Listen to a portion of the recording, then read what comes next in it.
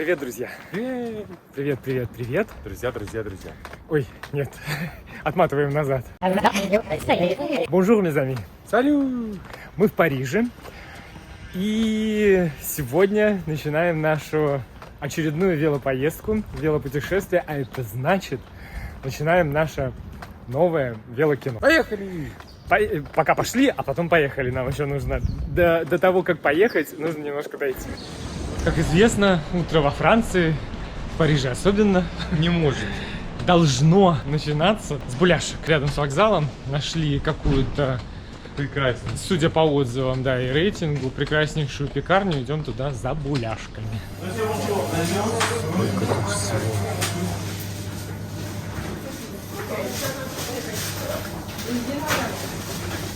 Царство буляшек. Королевство. Буляшки. Кофе. Все, пойдем. Теперь официально проснулись.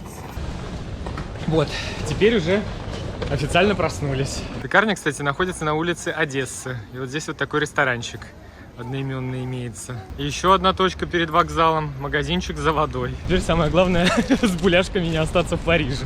С водой. Потому что мы прям, да, и с водой. Потому что прям время поджимает. Успели.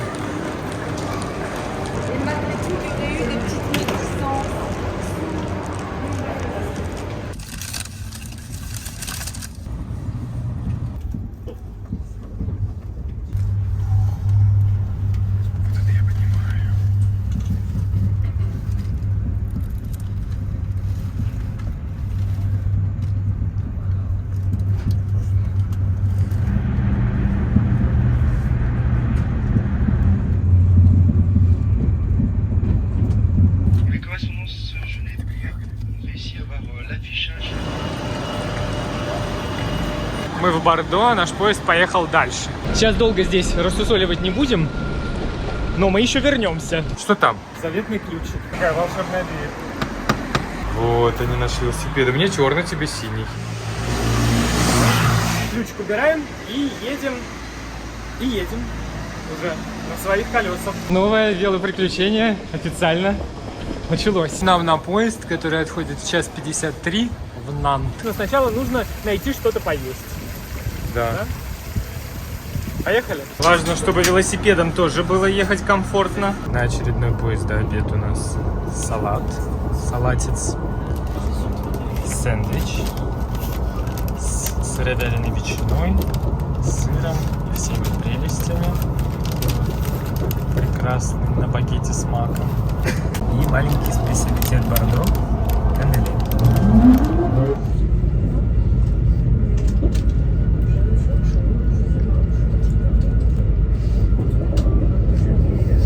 Dans quelques instants, notre train intercité arrivera en gare de La Rochelle-Ville. Наверное, уже услышали из объявления в поезде. Мы прибыли в Ля-Рошель. На Атлантическое побережье Франции. Погодкой нас здесь встретили не самой солнечной. И даже немного прохладно. На это мы точно не рассчитывали, потому что вообще ничего с собой не взяли утепляющего. Ну, всегда можно будет что-нибудь купить. Настроение при этом отличнейшее. Море мы еще не видели, но им уже пахнет. Море. Как же ты прекрасна. И как тебя нам не хватало. Пока в ресторанах еще не начали сервировать ужин, рановато. А есть хочется. В общем, решили заморить червячка мороженым. Мороженое будем есть вот здесь, в месте, в котором мы уже его ели, и было очень вкусно. Что хочешь? Черный смородина. У нас там черная смородина дома спеет в наше отсутствие. Здесь, конечно, просто какое-то невиданное количество видов и очень много оригинальных каких-то. Глаза разбегаются. Вообще. Вот здесь так бесхитростно, просто новый рецепт. Новый рецепт. Каннеле де Бордо мы сегодня ели в поезде. Ну что? Да пахнет вкусно. Мы соблазнились прям, да, прям на два шарика. По полной программе соблазнились. По полной программе, да. По-моему, эти штучки Съедобные, да. Находиться рядом с морем и не есть и не есть у моря – это преступление. Абрикос с нугатином и маком. А у тебя черная смородина. Да, а там где-то внутри спрятан этот цветок. флёр д'оранже. Да. И с чем-то еще, с бергамотом. А, с бергамотом. Да. Вкусная черная смородина какая. Я же говорю. Да, очень вкусно. И солнце вышло. Слушай, значит, решение брать мороженое было правильное. Да.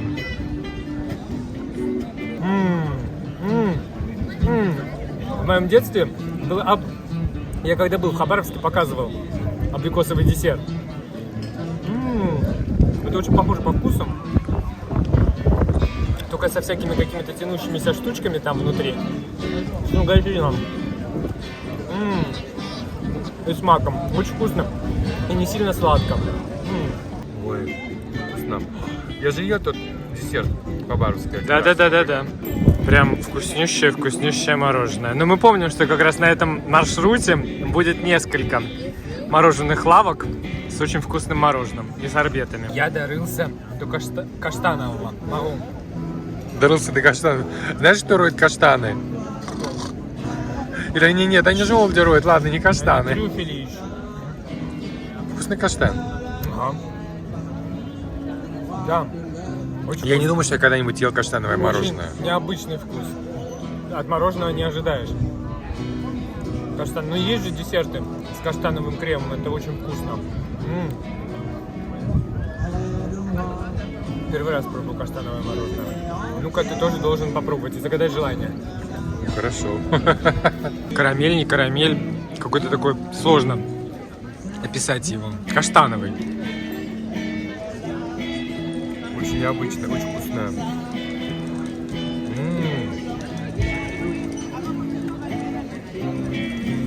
Прям реально каштаны. Напоминаю, как мы по Старосбургу гуляли, и я брал там жареные каштаны. Жареные каштаны. Это моя последняя ложка. Я ее съем вместе с ложкой.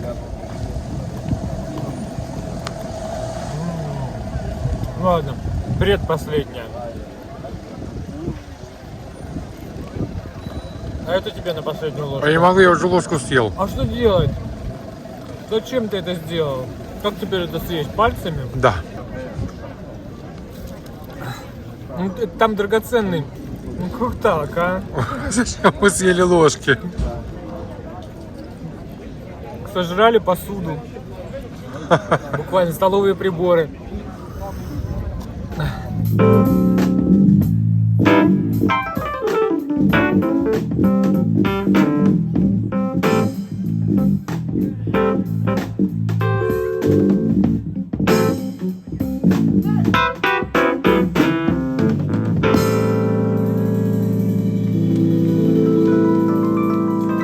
Moi c'est Henri, c'est un plaisir de chanter pour vous. Где-то там вдалеке. А это значит, пора задуматься о том, чтобы присматривать местечко для ужина, потому что во Франции так. Ни до не поешь, и после можно не успеть. Да. Да. В определенные часы, особенно в маленьких городках.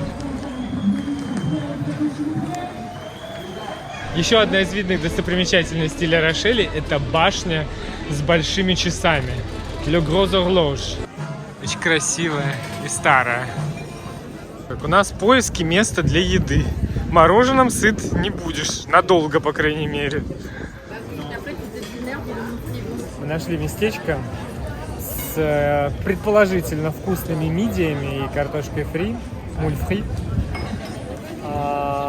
Но Это местечко нашли уже все остальные. да, Все там столько заняли. места есть внутри, снаружи нет. Все-таки хочется снаружи, лето. Стоять как в Макдональдсе, да, с подносом, так как-то не очень. Поэтому мы отошли в сторонку и смотрим, когда будут люди выходить. И мы такие быстренько туда тыц-тыц-тыц. Ждем, в общем. Вот здесь то, что нас сегодня интересует. Les embauches, je sais pas si vous Спасибо. Нам принесли что-то мазать на хлеб. Прекрасно. Потому что есть очень хочется. Пьем мы воду сегодня. Ну и большую часть времени в этой поездке, в середности тоже, еще об этом обязательно расскажем.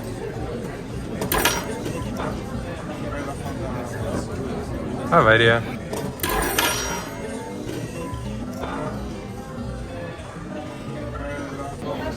Мы устроили разлив воды. Там пришли, здесь протерли все. Что может быть лучше хлеба с сыром? Думаешь, это сыр? Это сыр? Ну, очевидно, что-то сырное есть, да? Ну, может быть, чуть-чуть, да. Ну, здесь какой-то сыр, какой-то зелень. У меня мидии по-антильски, а у Лёши С голубым сыром, блюдо вяленое. картошка фри обязательно к мидиям. Как у тебя вкусно выглядит.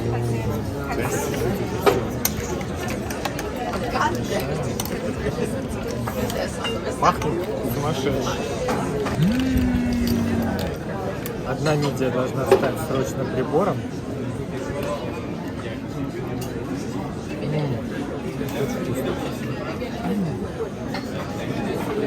Я когда заказывал, я как-то пропустил момент, что они немножко с томатами.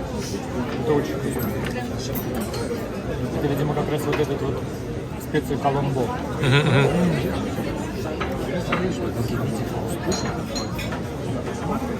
Это все надо помешать. Уф, прям они такие аж. Ароматные.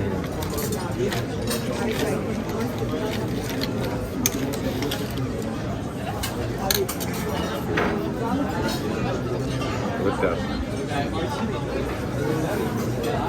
А мы Получилось. они такие остренькие. И здесь еще овощи. Сельдерейчик попадается. Прям. Хочешь половину? Да, Ты мне скажи. хорошо. Меняемся. Да. Очень вкусное. Вот это прям готово было. Теперь самая вкусная часть. Берем хлеб, отламываем кусочек. И вот сюда. Ну ладно, не самая вкусная, но одна из самых вкусных определенно. И вот туда вот его вот так вот. Соус. Да. И в рот. Ты знаешь, я тоже возьму хлеб, Очень вкусно. вот так вот кусочек Очень много и хлеба. обмакну тебе в соус. Можно? Главное, спросил после уже. Мне понравилось твою миску макать больше, чем в свою. Соседскую миску вкуснее. Ну, они сюда.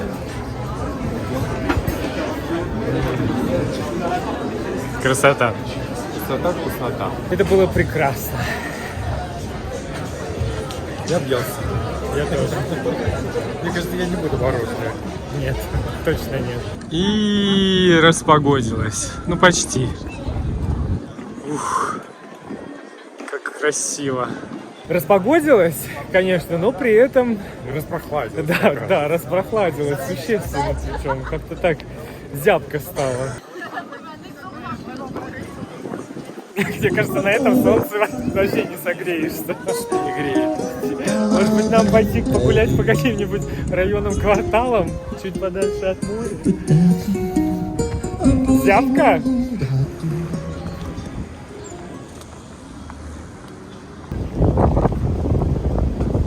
Доброе утро.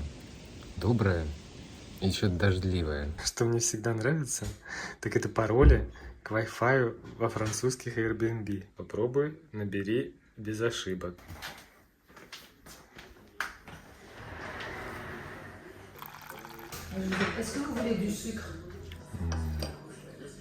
Тостики. Это клементиновый конфитюр, абрикосовый и клубничный. Все домашние. Бриош. А дай мне, пожалуйста, бриошку. Бриош и кусочек. Свежайшее. Бриош. Я хочу с абрикосом. Бриош, абрикош. Как десерт. Здесь такой садик небольшой. И хот-тап тоже, как у нас.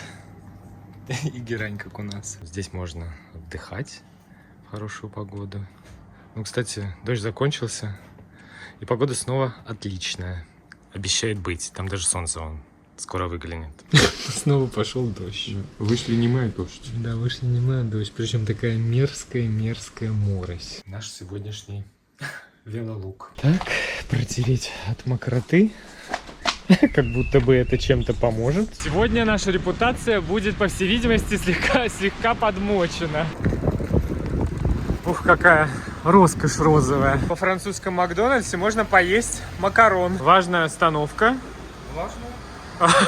Влажная? Немного влажная, но важная. Важная остановка. Откройте, пожалуйста, двери. Спасибо. Мы обязательно еще сделаем экскурсию по какому-нибудь французскому супермаркету. Не сегодня, но обязательно сделаем. А может быть, даже не одну. Так, вода есть. А вот Gatorade в этом магазине нет. Что странно, потому что это веломаршрут. Точнее, Ля Рошель находится на одном из самых известных веломаршрутов. И вроде как это должно пользоваться здесь спросом. Придется заехать куда-то еще. И возьму вот такие вот батончики. На всякий случай. Это с малиной и орехами. Это просто, по-моему, ореховый арахис. Это с голубикой и орехами. Оказалось, что батончики еще и со скидкой. Приятно. Все удовольствие 3 евро. Gatorade нет. Gatorade нет. Вообще ничего? Ну, такого быть не может. Нету. Ну, там все. Ну, правда, не будет. Может быть. Я сказал, что на веломаршруте вроде город, но нету. Хочешь, иди посмотри, я спросил. А это что, все даже? Да. Мы сейчас зальем сюда воды, питьевые системы, а потом добавим... Кое-чего. Ну, Gatorade добавим. Ну, да. Секретничать. Коктейль, мы рассказывали. Gatorade, Powerade. В общем, какой-нибудь изотоник сюда нужно будет еще добавить, и получится наш любимый Коктейль. Ну, главное плотно закрыть, иначе будет авария. Иначе репутация будет подмочена. Репутация будет подмочена. Пожалуйста. Спасибо. Ваша вода. Спасибо. Какие мы туалеты нашли. Прекрасные кабинки-писсуары. Для мальчиков и для девочек. Такой ковбой и надпись: готов достать из ножен мистер Пи и мадам Пи. Как из салуна. Так, красиво не получилось. Зато теперь можно ехать. Как красиво. И небо появляется. Мост на остров Ре. На Иль-де-Ре. Мост этот длиной 3 километра. Высота моста 42 метра. Он представляет собой такую дугу, холм. Ну, все как мы любим. Как я сказал, на него нужно сначала взобраться, а потом с ветерком спуститься. Красиво, невероятно. Класс. Так это все хорошо выветривает всем мысли из головы. Нужные остаются, ненужные все вот туда, вот с ветром, где-то сзади. Нас встречает солнце на острове Ре.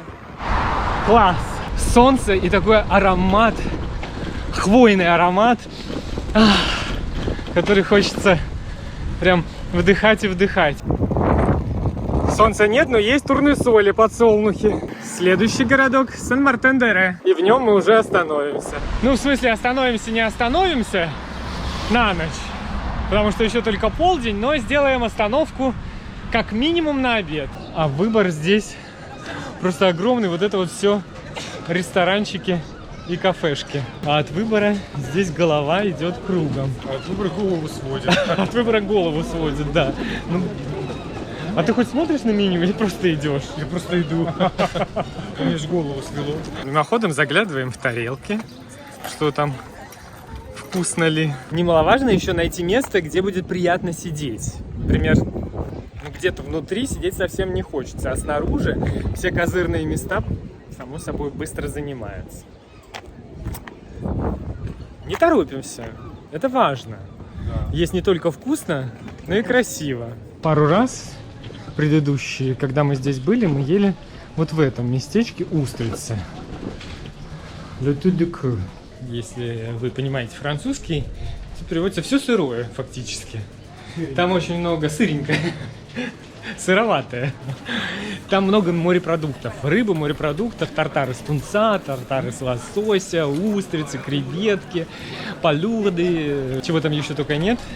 Но все либо слегка приготовленное, либо свежее, прям вот из моря. Ну, типа устрицы. И устрицы там вкусные. Если решите остановиться там, то обязательно попробуйте устрицы папа.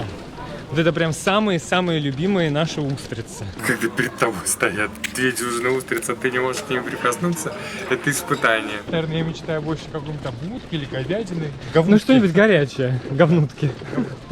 Мы присели в местечке с названием Le Belem. Там присели наши велики. Здесь присели мы. Вот такой у нас прекрасный вид сегодня. Тебе очень идет Сан-Мартен-Дуре в качестве фона. Сейчас, когда я буду сытым, и здесь вот появится еще антураж в виде вкусных блюд, он пойдет мне еще больше. Взяли меню, формуль. Леша полную взял с антре, пля и десерт. Я только антре, пля, десерт мы поделим. Десерт дня — клубничный тирамису. Но его не осталось. Взяли шоколадный мусс из шоколада. Тоже вкусно. Тоже вкусно. У меня уже живот прям просто там, я не знаю, вышел из себя. Не, пока еще на месте. Есть хочется очень. Карпаччо из говядины с пармезаном и песто. А у Лёши рыбный суп с крутонами и всеми остальными делами. Сыром, соусом. Пока тебе несли, немного расплескали, попросили за это прощения, что тебе в ложку наплескали супа. Страшно, я собираюсь это тоже сделать, наплескать в эту ложку супа. Выглядит все очень аппетитно. Очень вкусно. Рыбный суп удался. Какой необычный. Почему-то кисленький такой вкус. Ну, кисленькая рыба попалась. Вкусно. Вот сейчас будет вкусно.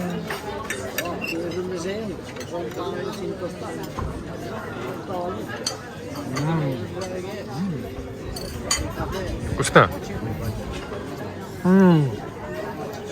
Мой живот так долго этого ждал. Мы что-то как-то проголодались сегодня. Не хватило белка. За завтраком были только булки такие, булки сякие.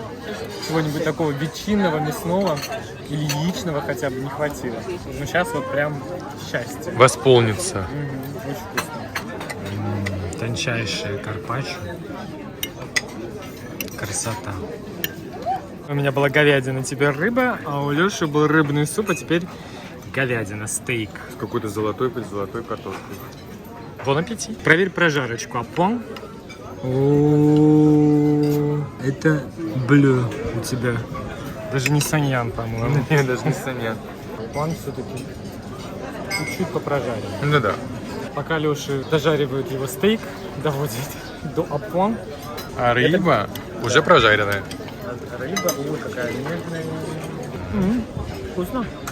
Почему-то хотелось именно рыбы сегодня. У них немного здесь проблемы с солью. Мне кажется, у всего. Наверное, надо привыкать есть менее соленое. Да. Или попросить соль. Лешечка доделали его стейк. Покажи. И теперь он... Вот. И теперь он идеально апон. Да. А он был как минимум саньян. Может быть, не блё, но... Ну и как? Вкусно. Вкусно? Соус соленый? Или соль хочешь? Нет, соус соленый. Мне нравится... Я люблю очень перечный соус. С кусочками. Да, зеленого перца. Да, с горошиной зеленого перца. А я объелся. Я не смог добить картошку. Соус очень вкусный был. Рыба была вкусная. Рыба была очень нежная, да. Мясо у тебя выглядит очень аппетитно. Хочешь попробовать? Ты знаешь, как будто бы глазами я понимаю, что это будет очень вкусно, но у меня все уже. Я оставлю место чуть-чуть для десерта. Хорошо. А на десерт у нас, ну или у Лёши, Нас. мусс и шоколад. Шоколадный мусс. На канале Cooking Time есть даже 2 рецепта. Ну, очень вкусные рецепты. Как бы это вот так. Такой весь пористый. Вкусный. Такой легкий-легкий. Не сильно сладкий? Нет, нет. У них здесь ничего нет сильно сладкого и сильно соленого. Это хорошо. Здоровая еда. Весь такой прям в пузыриках. Вкусный. Такой классический мусс-шоколад, не сильно сладкий, да. Очень вкусно. Прям пористый-пористый. Вообще. Правильный мусс-шоколад. Правильный, как на Cooking Time. Да, на Cooking Time прям вот рецепт такого же. Здесь только шоколад и яйца. Да. Желтки и белки. Может, они по твоему рецепту готовили? Точно не хочешь? Нет. Хоть ложечку. Да. Город отличается не только настроением от Ля-Рошель, но и архитектурой. И к архитектуре здесь очень трепетное отношение. Здесь даже есть правила, требования к цвету оконных ставен. Они могут быть либо белыми, почти белыми, либо окрашены в 16 оттенков синего или зеленого. Просто дом, без всяких каких-то выступов.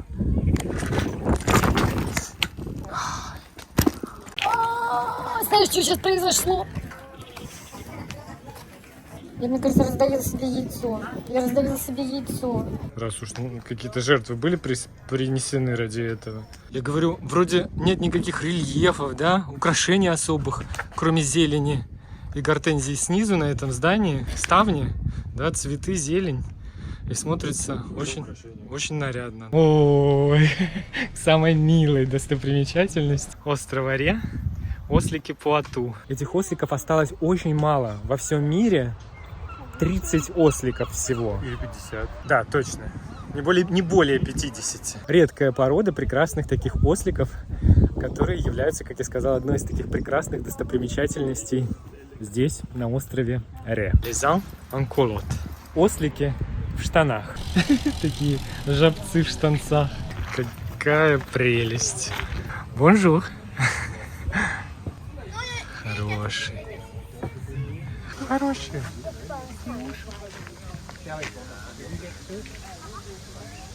И то ухо погладь.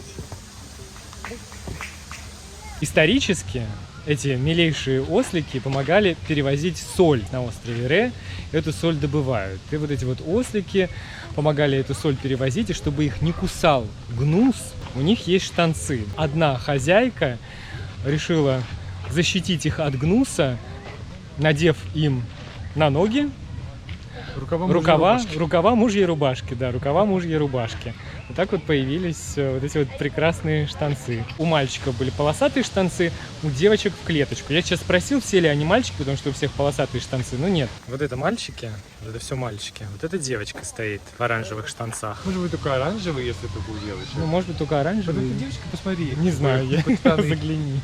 Неловко мне. Прически у них могут быть сильно подлиннее. Видимо, сейчас жарко, и они как раз подстрижены, потому что в прошлый раз, когда мы были, они были такие мохнатые, да. В общем, если будете здесь, на острове Ре, по пути на въезде по Сен-Мартен-де-Ре есть, они бесштанные там стоят, а здесь парк Ля Барбет, кажется, так называется, да? Парк Ля Барбет, вот ослики, на которых можно также и покататься, понятно, детям, потому что если сядем мы, мне кажется, мы ослика бедного раздавим. Эти ослики получают удовольствие от общения, они доброжелательные, они добрые, тем эта порода и отличается. Называется Пуату, потому что появилась она в регионе, в котором мы находимся, Пуату-Шаган. Ну как вот от них можно оторваться? Все разные. Ты познакомился? Ой, такие хорошие. Потрясающий вид на весь городок Сен-Мартен-де-Ре, на черепичные крыши, на все достопримечательности, на порт. А вот здесь видно, благодаря отливу, как добываются устрицы. А вот и устричное местечко. И вот здесь вот Их можно отдегустировать. Красиво здесь. Да, хочешь устриц? Устриц. Там 8, 9, 11, 12 евро за дюжину. Устрицы для нас это как сыр для рокфора. Помните, да, рокфора? Сыр, устрицы, вот это мы. Конечно, можно найти устрицы и подешевле, но здесь такой вид, что проехать мимо просто мы не смогли. Ну, посмотрите, как это прекрасно. С одной стороны велодорога, с другой стороны океан. Распогодилось так прекрасно. Сейчас мы здесь отдегустируем прекраснейших устриц. Ну, здесь просто идеально. Идеально. Повторюсь, даже несмотря на то, что можно было бы найти устрицы и подешевле, и даже здесь мы ели, может быть, завтра еще поедим. Но, блин, ну вид. Ну, c'est magnifique просто. Ну, это просто праздник какой-то. Какое-то чудо, да? Очень красиво. Очень красиво, да. Merci. Merci. Merci. Мне кажется, прям хотя бы фотография. Да, очень красиво. Хлеб с маслом. Возможно, не хватает для полного такого классического натюрморта вина. Но у нас вода. Как там? Вино. Только вино. Вода. Только вода. Смотри, как красиво вода смотрится. В ней море, океан. Блин, ну это идеально просто вообще. Натюрморт. Ну давай же, дегустасьон. Ты что, ножом и вилкой будешь?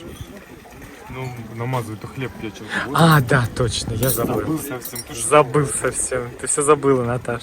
Как там было в Succession? Масло замерзшее. Недостаточной температуры для размазывания. Лимончик. И Она прям смотрит на меня. устричка.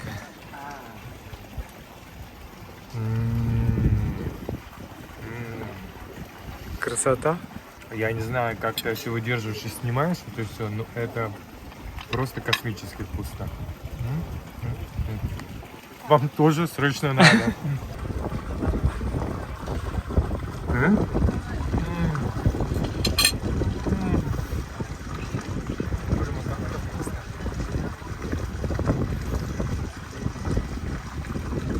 Это прям вообще вот это вот все. Волшебство. Это прям бесценно. C'est très délicieux. C'est très joli. C'est magnifique. C'est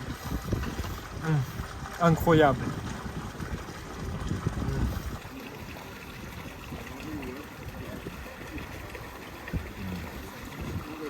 Счастье. Я сегодня проснулся, и первым делом Леша с утра сказал, что по ощущениям в животе надо бы сократить потребление хлеба. Ну, потому что гуляшки, круассаны, багеты, вот это вот все.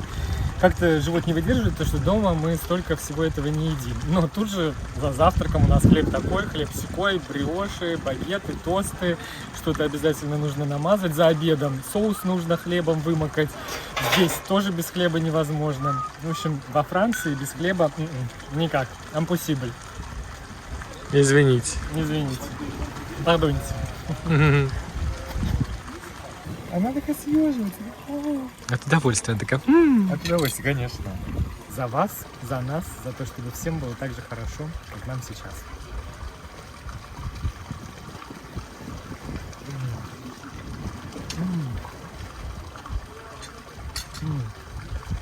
Устрицы под этот тост мы еще не поднимали, по-моему. По-моему, нет. Отдегустировавши устриц, двигаемся дальше. И смотрите, какая Красота. Да, вдоль такой вот красоты едем. Это, собственно, и причина такой большой любви к этому веломаршруту в этих краях. Это вот все. Океан. Для полного счастья теперь осталось только окунуться в него как можно скорее. А с этой стороны у нас вот такая красота в виде виноградников.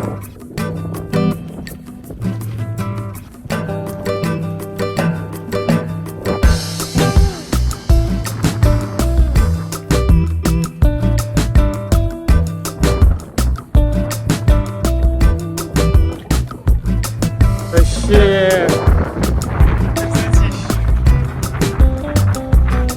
Да?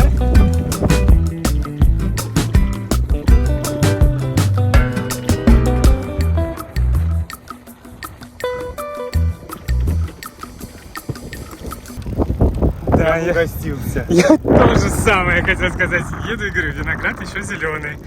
А то бы мы угостились парой виноградинок. Ну, может быть, даже маленькой веточкой.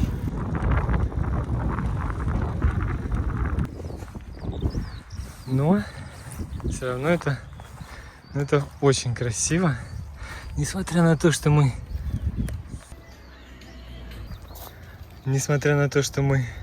сейчас не выпиваем, все равно вино, производство вина считаем искусством. Вот это часть искусства. Происходит создание шедевра, в котором участвует природа и человек. Ну, примерно как с моей прической. Да, Я угостился. я то же самое хотел сказать. Еду и говорю, виноград еще зеленый. А то бы мы угостились парой виноградинок. Ну, может быть, даже маленькой веточкой. Но это очень красиво. Несмотря на то, что мы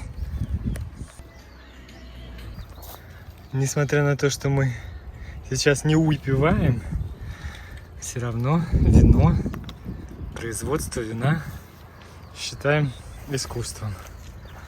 Вот это часть искусства. Происходит создание шедевра, в котором участвует природа и человек. Ну, примерно как с моей прической сегодня. Вот это как раз соляные бассейны, где добывается соль. Знаменитая соль с острова Ре. Морскую соль здесь, на острове Ре, все еще добывают старинным способом. Морскую воду пропускают через специальные шлюзы вот в эти соляные пруды. На солнце морская вода испаряется, остается все больше соли, соль кристаллизуется, и затем ее выгребают уже специальными вот этими вот устройствами и сушат. Флёр де сель здесь собирают летом, и считается даже, что она имеет особый вкус и аромат благодаря воздуху, в котором смешиваются запахи цветов, океана, и все это передается соли. На поверхности воды образуется такое тончайшее соляное кружево, цвет соли, и самые нежные кристаллики с поверхности собираются такими швабрами специальными, людьми вручную. И эти самые нежные кристаллики с поверхности, это и есть та самая флёр де сель, которая имеет особый вкус, в отличие от обычной соли. Она используется для приправления салатов, для десертов используется флёр де сель. Она более нежная, такая деликатная и вкусная, да. Здесь на острове у местной флёр де сель есть еще одно название, эспри де сель, что переводится как дух соли. Когда мы были здесь в прошлый раз, мы как раз застали процесс сбора соли. Такой медитативный. Спокойно так женщина ходила и собирала все это. Швабры. А вот здесь соль можно купить. Положить денежку сюда. И вот это как раз флёр де сель. Кристаллики какие. Да, это сколько? Здесь 200 Это 200 граммов. Вот такой вот пакетик 200 граммов стоит 3 евро 20 евроцентов. Пакетик покрупнее. Тоже флёр де сель, это 500 граммов. 500 граммов стоит 6,5 евро. А вот это килограмм флёр де сель. Смотри, она прям влажная, там аж испарины такие. Килограмм соли стоит 12 евро. А это тоже соль, но не флёр де сель, это большая традиционная соль с острова Ре. Она стоит килограмм евро 30. Ну, потому что флёр де сель ценнее, ее собирать сложнее, ее меньше. И она вкуснее. Вот так вот выбрал соль, взял отсюда, какая тебе нужна. Почему-то тебе нужна именно килограмм. Сколько тебе нужно? Посмотрел, сколько стоит, положил сюда денежку, взял сдачу, если тебе нужна. Все, и поехал дальше. Никаких продавцов, никто эти контейнеры и соль отсюда не таскает, никто ничего бесплатно не берет. Все на доверие. В прошлый раз, я помню, это прям сильно поразило. В этот раз уже такое привычное дело, потому что и в Канаде тоже такие штуки есть, такие пункты самообслуживания, да, самообслуживания. Самообсаливание. И здесь очень много, вот и как раз с солью, здесь на острове Ре очень много таких самообслуживания. Милейших. Да. Мы все показали, рассказали, потрогали. Надо купить. У меня 4 евро. 4 же? Да? Евро же? Да. Бросаю в кассу. И беру Пакетик с самой вкусной солью. самый вкусный, самый лучший, самый красивый пакетик с самой вкусной солью. Все. Поздравляю с покупкой. Поздравляем, все прекрасно. Смотри, твердую лошадь. Место, в котором останавливаемся сегодня на ночь. Наш, Здесь прямо. надеемся, уютный домик. Бонсуар. Вот такой у нас дворик на сегодня с лавандой. Как же я люблю лаванду. И вот наш маленький домик. Вот. Здесь мы сегодня обитаем. Колоритно. Колоритно. Но очень приятно. Ванная по совместительству с мини-кухней. Умывальник, унитаз, душ. Мы вот здесь вот можно ужинать, обедать, возможно, даже завтракать. Или вот там будем завтракать. А это кустик розмарина. Что это? Кормушка, наверное, да. Сейчас немножечко 5 минут дух перевести и поедем дальше. Да? Да. Хозяйка спросила, во сколько завтрак. Ну, мы пташки ранние. Нам бы пораньше позавтракать, чтобы день потом понасыщеннее был и подлиннее. Мы сказали в 8. Он сказал, c'est pas possible. 8 нет. 8:30 сторговались на 9. И снова в путь.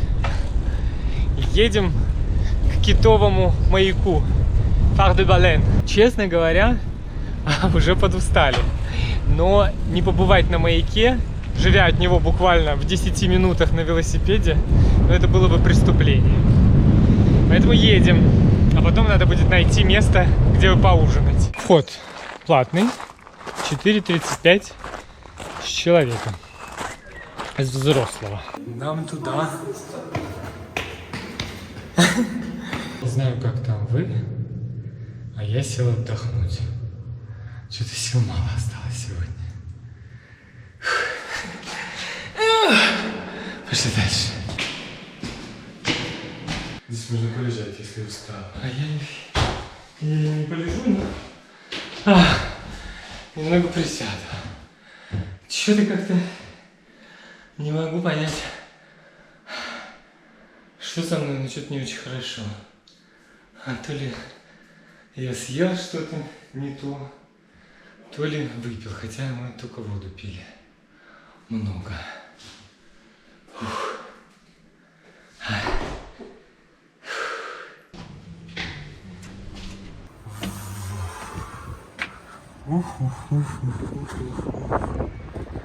Вот это красотища. Круто?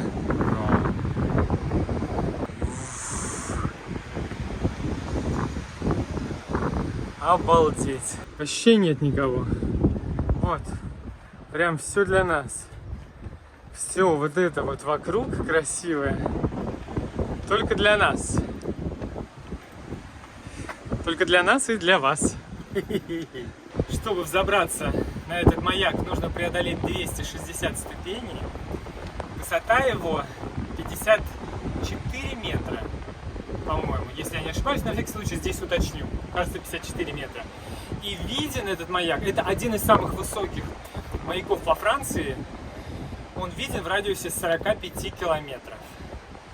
Такой вот маяк. Phare de Baleine. Маяк китов. Вон там виноградники, там где-то соляные эти бассейны, пруды, дороги, дома с зелеными и синими ставнями. Вот там мы где-то живем, да? Вот там. Нет, вот там. Вот там. Там где-то что-то еще. Англия. Англия там. Мне кажется, нужно просто любоваться, слушать шум волн и на все это смотреть, медитировать. Чем мы сейчас и займемся. Мне кажется, прям вот какое-то время здесь нужно провести для того, чтобы хотим надышаться, чтобы опять же выветрились все мысли из головы. И как-то, не знаю, нахвататься этого всего глазами. Cooking time! И киты такие... Подписались!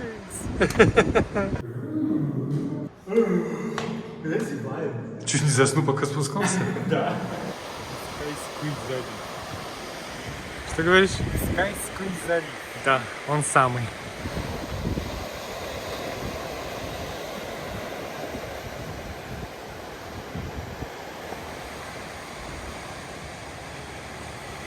Ну что, надышались, насмотрелись?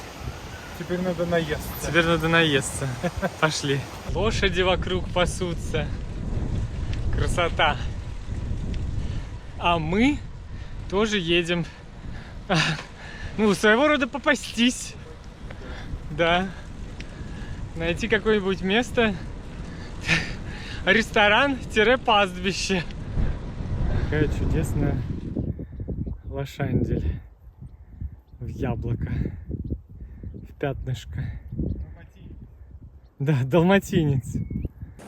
Для ужина у нас сегодня городок Арс-Анре. Таким прекрасным портом.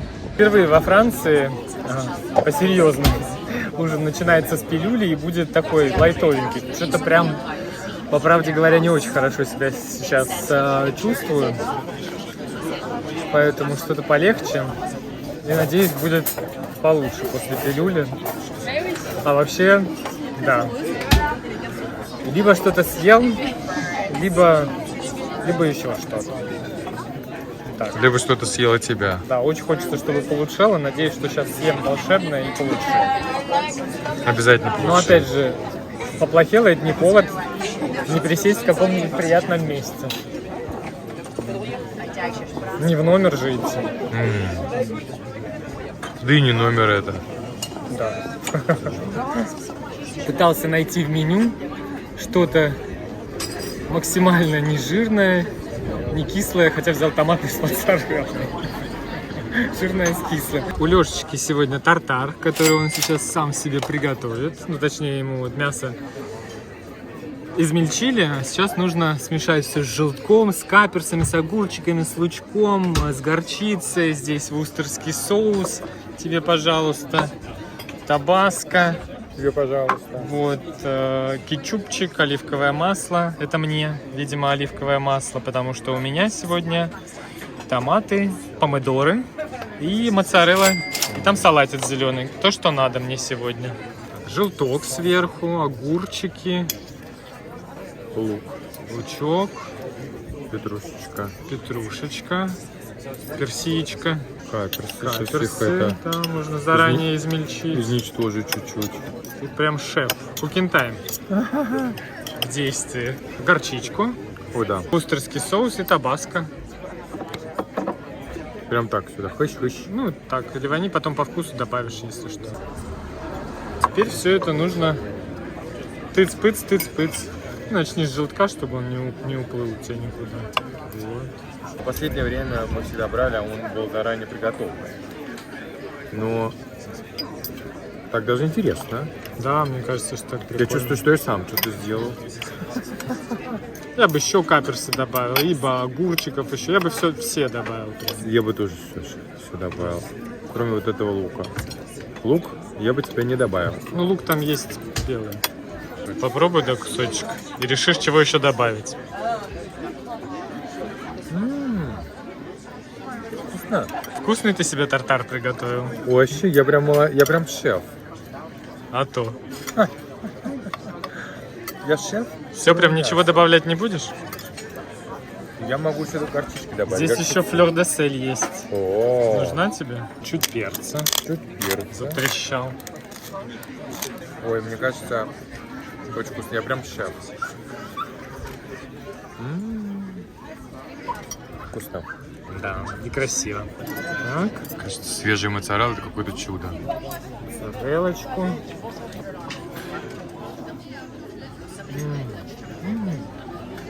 Помидоры какие вкусные. Очень вкусно. завершающий аккорд, немного для восстановления желудка, фромаж блан. А что это? Ну, я бы сказал, что это что-то вроде такого жирного йогурта. Но, насколько я понимаю, есть фромаж фрай. Это где бактерии еще живые. А фромаж блан, ферментация приостановлена. Очень такая сливочная, кисленькая штучка. Она на сметану похожа. На самом деле. Такая сметана, вкусная сметана. Сметана очень вкусная. И чем жирнее, тем вкуснее, к сожалению. Красивый еще такой цвет кули. Да, кули. Малиновый.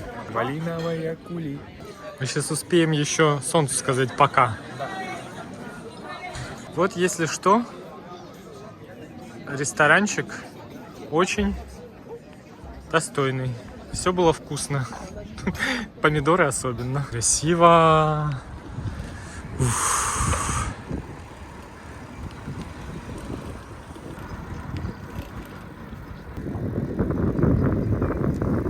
А вот там радуга.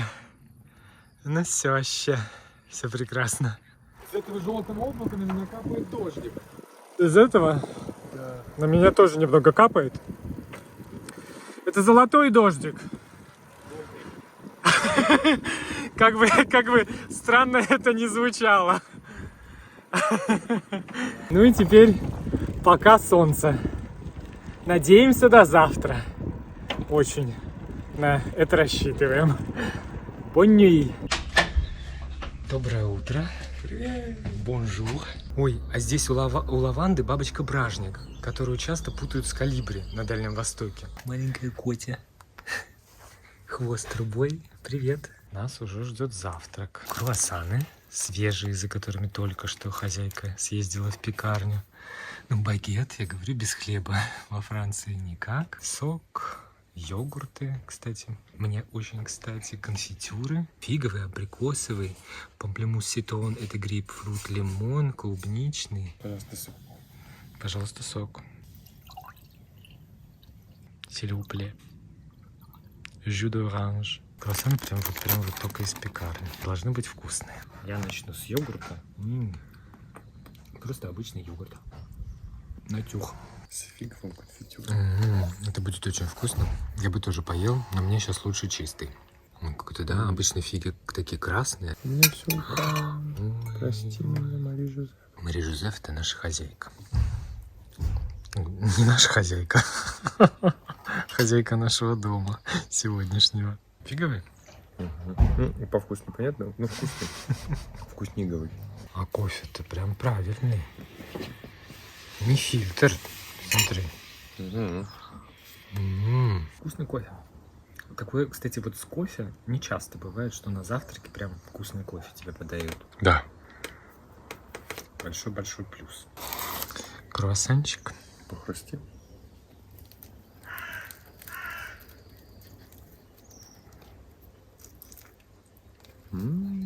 Достойный? Хороший. Вкусный. Ну, не идеальный, да? Почему? Нет, ну, мы ели и вкуснее, мы ели и менее вкусные, но это хороший. Видео или этот бумеранг?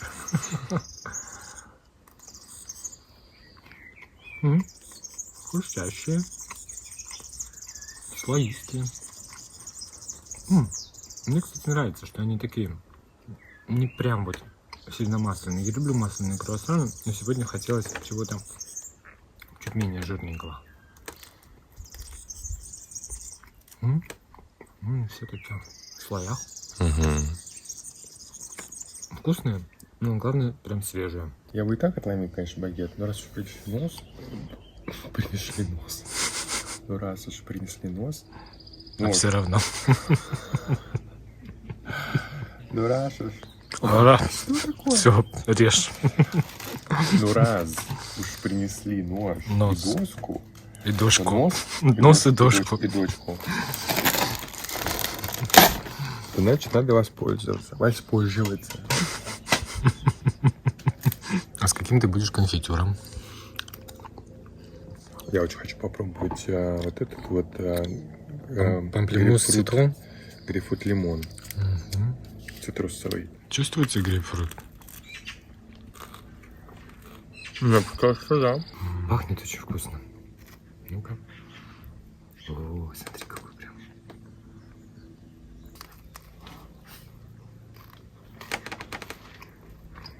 прям. Вкусно. Я очень люблю абрикосовый конфитюр. Ой, я тоже хочу его очень полюбить. Багет вкусный. Да, очень хрустящий, такой приятный. И нежный внутри. Правильно. Прикольно, сахар называется Daddy. Sugar Daddy. Вот даже ворона засмеялась. А ты не засмеялся. Sugar Daddy. Главное Ржунья. ржунья. Вдохнуть лаванду для еще более приятного начала дня. Спасибо этому дому. Мы пойдем к другому. Merci, merci, merci beaucoup.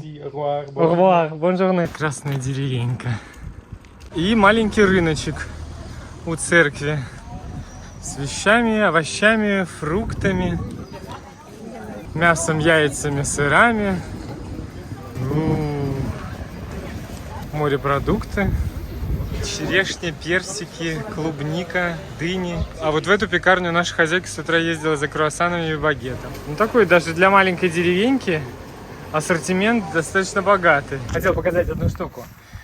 Возле рядов с виноградной лозой в самом начале частенько сажают розовые кусты. Это не просто для красоты. Дело в том, что розы очень чувствительны к различным болезням, к перепадам кислотности в почве, ко всем вот этим вот делам. Если вдруг роза заболела, если вдруг с ней что-то происходит, это значит срочно нужно предпринимать какие-то меры, значит это обязательно скажется и на лозе, которая растет рядом, на винограде. Теперь и вы это знаете. Раньше я думал, что это просто для красоты. Розы насажали везде. Ну, красиво Тут тоже. нет, это и красиво, и Полезно. Имеет, да, свой практический смысл. Кажется, начинается дождь. По-моему, нам надо дождевики достать. Так у меня он далеко, я его не достану. Достань. Леше повезло больше, потому что он свой дождевик переложил повыше в сумку, а у меня он на самом дне. Сейчас я его просто не достану, потому что это нужно все доставать из сумки и все переупаковывать. Поэтому кому-то придется помокнуть за двоих. А ты за нас двоих посохнешь, да. Давай скорее, мокро очень. Не знаю. Надевай, чтобы хотя бы по суше было. Ну хорошо, он хотя бы теплый. Ну что хоть, а? Он прям льет, прям ливень, а? Зачем, а?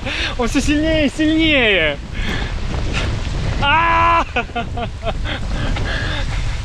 У природы нет плохой погоды. Жопа! Каждая погода благодать. Дождь или снег, любое время года. Надо благодарно принимать. Ну зачем? А? Сейчас все будет мокрое. Надо благодарно принимать. Главное, по закону подлости, вот в момент, когда шел самый-самый сильный дождь, он почти уже закончился, так, чуть-чуть моросит. Так вот, в тот момент мы ехали в чистом поле, даже укрыться негде, никакого козыречечка малюсенького. И мы только-только отъехали от города, где можно было бы хотя бы там, я не знаю, в пекарню зайти или под шатер спрятаться какой-нибудь.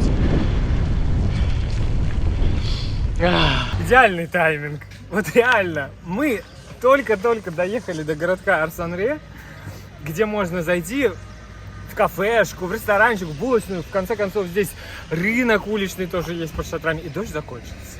Прям в этот же момент, Вот как прям только вот мы прям въехали. Ты мокрый. Моментально. Я, да, весь мокрый. Сзади сухой. Сзади сухо ты сидел.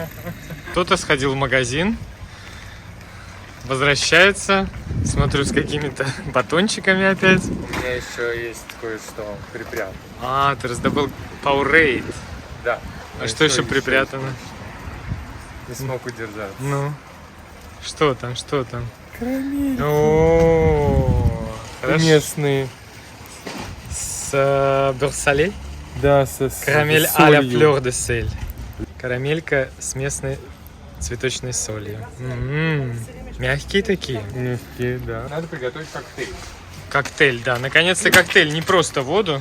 Не разбрасывай как ингредиенты для коктейля. Синьку. Буль-буль-буль-буль-буль-буль. Вообще в идеале туда помещается бутылка синьки и 1,5 литра воды. Сейчас и продегустируем.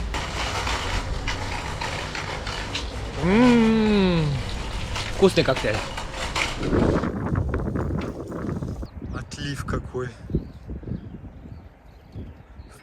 Мощный, впечатляющий. Нам вот ехать сейчас вот по этой штуке. Туда. Уитерс. Мимо этого места проехать невозможно. Автоматы по продаже устриц. А что-то автоматы есть, а устриц почти нет. Да. Все купили за ночь. Ты думаешь, все прям ночью приехали? Конечно. Мари Жозеф, наша хозяйка. Наверное, это поэтому и тяжело утром встать было, она всю ночь устрицы ела. Но мы про такой автомат с устрицами уже рассказывали во время велопоездки по Британии. Там мы смогли купить устрицы и там же рядом их продегустировать. Рядом вот такой а-ля магазинчик при ферме. Автомат не работает, но это не мешает нам купить устрицы здесь рядом в точке. Потому что цены уж очень привлекательные. Двоечка за 7,50, троечка за 7,10 и четверочка за 6,70. Здесь вот супы продаются тоже. И, конечно, соль. Крупная соль. Иль-де-Ре. Флёр де сель, соль для салатов, соль для рыбы, соль с томатами и базиликом, соленые карамельки, ну и, конечно, вино. И нож мы себе купим, чтобы быть полностью независимыми в устричном вопросе. А оплата все равно в автоматах. Устрички, нож и соль. Флёр де сель. Быть на острове Ре и не купить местную соль просто было бы как минимум ошибкой, да. Есть устрички, есть нож, осталось найти лимончик. Ну, потому что устрички без лимончика будут неполной картиной. В поисках лимончика мы снова вернулись в городок Арсан-Ре. Так, это все нам не надо. Хотя выглядит все очень аппетитно. Ух, ох, как аппетитно все выглядит. Ох, как это все красиво. Клубника. Глаза от всего этого просто разбегаются сразу. А запахи здесь какие нереальные. Просто умереть не встать. Ну вот, теперь полный комплект. Бонжур. Пока я шел тут, показывал вам лимон, меня кто-то щекотнул за бок. Какая-то милая дама. Так вот, теперь у нас полный комплект. Там клубника такая аппетитная. Мне кажется, нам надо ее взять. Предложить, может быть, ты еще что-нибудь возьмешь? Да, я возьму сейчас клубнику. Рынок роскошный. Я пойду туда чуть с большим количеством денег, чем просто на лимон. Копеечка. Так, ну и заход номер 2. Ну и вот это вот очень уж аппетитный отдельчик. Невозможно пройти мимо колбас. Ух, запах здесь просто невероятный от всего этого. Вот, пожалуй, такой ассортиментик 4 за 12 я нам и обеспечу. Ну все, теперь осталось найти место, где это все употребить. Держи, пожалуйста. Понюхай. А вот это тебе неожиданный сюрприз. Не смог пройти мимо. Тебе понравится. Мама, колбаса. Сюрприз. Спасибо. А нам нужен ли хлеб для колбасы или так? Ну, Наверное, не нужен. И третий заход, надеюсь, заключительный. Без хлеба все это, опять же, будет совсем не то. Я же говорю, во Франции без хлеба, ну, невозможно. Ух, сколько здесь всего вкусного. Так, ну теперь точно все. Маленький багетик, совсем маленький, просто чтобы уж как-то не совсем без хлеба, но при этом хлебом не закидываться по полной программе. Вот такая у нас скамеечка. И вот такие у нас мы. Да, с таким вот видом. Начнем с устричек. С удовольствием. Такие они прекрасные. О, Так. Оп. Лимончик разлимонили. будешь это мастер-первооткрыватель. О, смотри, какая она необычная. Вкусно. А еще и когда ты вот это вот все сам открываешь, я специально в перчатках делаю, Чтобы не порезаться. чтобы не порезаться, да. Такая хоп, и открылась. Мастер-открывастер. Может для устриц. Не только сами раковины острые, и ими можно пораниться. Как ты уже Как зачем я ты уже сделал? поранился, да. Но его нож очень острый, поэтому я не снимаю перчатки, потому что можно пораниться. И часто для устриц продаются даже такие металлические перчатки из металлической сетки. Либо рекомендуется обмотать руку полотенцем, потому что тоже это может быть травмоопасно. И еще парочка. Еще парочку. Ну такие тоже усилия недюжие. Ну, она держится так хорошенько всегда за раковину. Самое сложное это вот Уговорить ее. вставить туда нож, дальше уже уговаривать особо не приходится. Вот такой у нас прекрасный... Что это, обед уже? Мне кажется, нет, второй завтрак. Второй завтрак. Лимончик.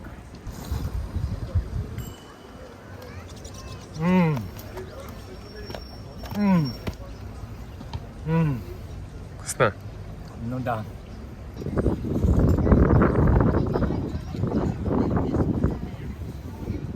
Какое-то счастье прям.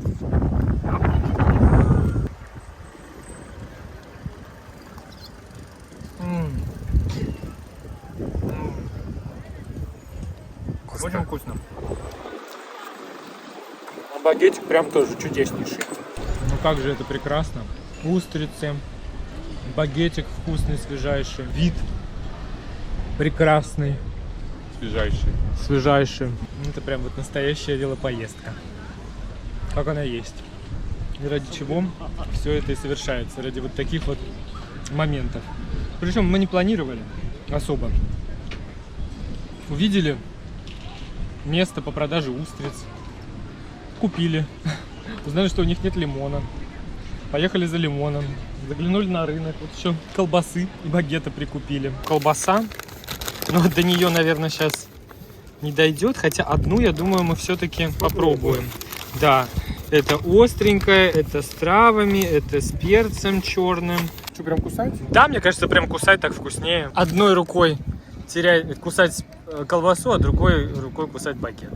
Ой, в смысле, одним ртом. Одним ртом, да. Ну, понятно. Одним ртом кусай колбасу, другим ртом кусай багет. О, какая колбаса. Вкусно. Вот так. Вкусная какая. Да, говорю же. Она не сильно соленая. Зато сильно колбасеная. Там такой запах был. Там много всех этих колбас. Невозможно было стоять. И багетик. Я маленький специально купил. Вкусно. Очень. Ну еще. В половине рта багет, в половине рта колбаса. В одном рту багет, в другом рту колбаса. А этот кусок я отнесу Петру Васильевичу. Мне кажется, мы обеспечили себя на пикник на ближайшие пару дней. Сдается мне, это был наш обед. Да. Не просто второй завтрак. Первый обед. Устрицы, багет, колбаса. Мне кажется, я чувствую себя наедом. А ты? Вполне. Клубника. Смотри, какая она. Она прям сияет. Она пахнет прекрасно, и мы ее не сможем вести с собой сейчас, поэтому нужно ее здесь. Поэтому это десерт к нашему уже обеду. Да. Заполируем все.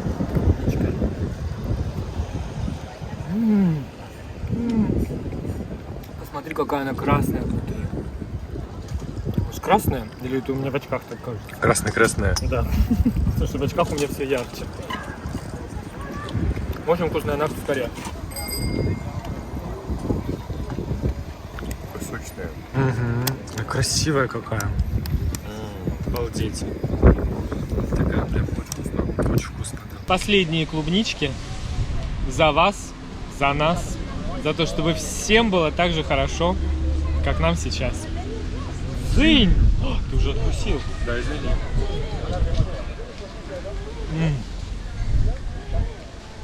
Вкусная она такая.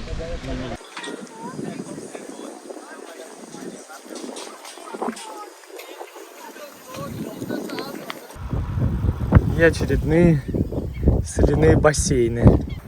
На соль посмотрим. А то вдруг вы соль не видели. Горка соли. С Островаре. А вот здесь ее добывают. Я принес тебе попробовать соль.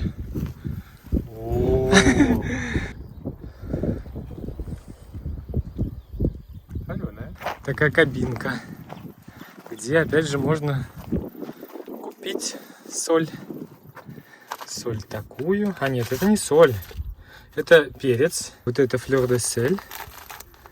500 граммов 7 евро. А здесь 250 граммов 4 евро. И большая соль. С Островаре 750 граммов за евро. Швабра или какая-то клюшка. Весло. Симуси, Суврон, Бугет. Вот это Симуси. Вот это Суврона здесь нет. По-моему, это бугет. А вот это Бугет. Я Не знаю. багет. Багет, наверное, что-то собирать уже. Ух, жарко.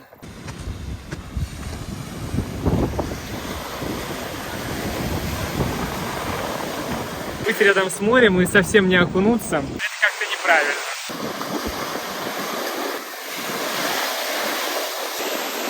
Хорошо? Теплая. Давай! Хорошо. Клево, да? Да.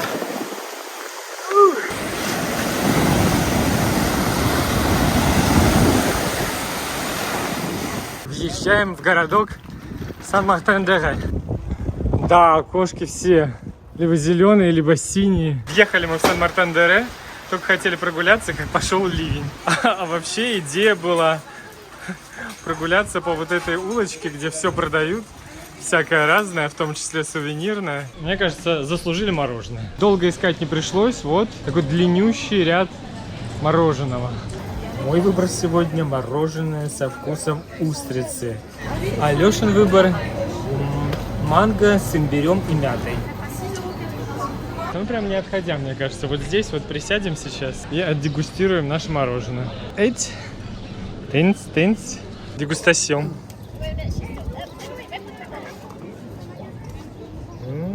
Чувствую манго, чувствую мяту. Имбирь пока не чувствую, но может быть он где-то сейчас... Сейчас, видимо, укусит тебя за язычок. Да. Хочу первым делом попробовать устричное мороженое. Да, это просто устричное. Ну как? Очень странный вкус.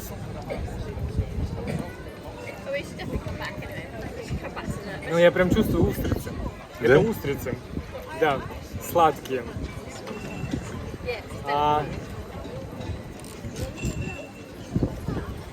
Очень необычно, наверное, самое необычное мороженое, которое я когда-либо пробовал. Мороженое со вкусом устрицы. Ужасно интересно. На, пожалуйста, пробуй. Интересно. Оно солоноватое. Да, и чувствуется прям вот этот вот вкус. Это прям, оно даже цвета такого, сероватого. Очень вкусно. Необычно. Очень необычно. Какое нежное. Манго чувствую. Мяту чувствую, да. Имбирь. Ну, видимо, потом догонит. Вкусно. Может, сложиться ощущение у телезрителей, что мы в этой поездке только и делаем, что едим. И мы не будем спорить. Это так и есть. Это так и есть. Ну, потому что мы во Франции, и здесь по-другому невозможно. Здесь на каждом углу можно найти что-то вкусное. И проехать мимо будет просто преступлением. Пока-пока, Сен-Мартен-де-Ре. И нас снова ждет подъем на мост с острова Ре.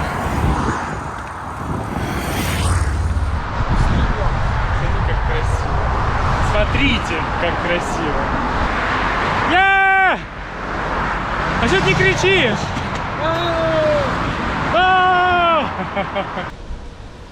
Здесь мы сегодня останавливаем. Так, сейчас проверим. Бонжур! Бонжур! Гамаки, на которые что-то прекрасное. Сливы падают. Садик небольшой. Немного тоже такой заросший, но симпатичный. Столик. Здесь можно завтракать, ужинать. Еще один столик, где можно тоже завтракать, ужинать, коктейли распивать. Здесь можно даже возлежать под одним зонтом, под вторым зонтом. Такая зона для отдыха. Инжир? Да. Видишь? Да, вот они, инжирины. Это к нам. Здесь у нас такая хозяйственная зона. Холодильник, раковина, чтобы посуду мыть. Здесь можно внутри отобедать, отужинать, но здесь немножко тоскливо как-то, да? Рекламы. Ретро. Бледина, вот, например. Что-то еще смешное здесь. Смотри, и это, и Турена, и Майзена, это как три сестры. Бледина, Турена и Майзена. Прекрасные сестры. Здесь очень много всего такого колоритного. Здесь тоже какие-то подносы. И вот такая комнатка у нас сегодня симпатичная. В картинках вся. Прикольно все в таких прям каких-то деталечках, которые хочется разглядывать. Их много. Интересно. Подушки из бабушкиных салфеток. Можно снять и на телевизор. Окно.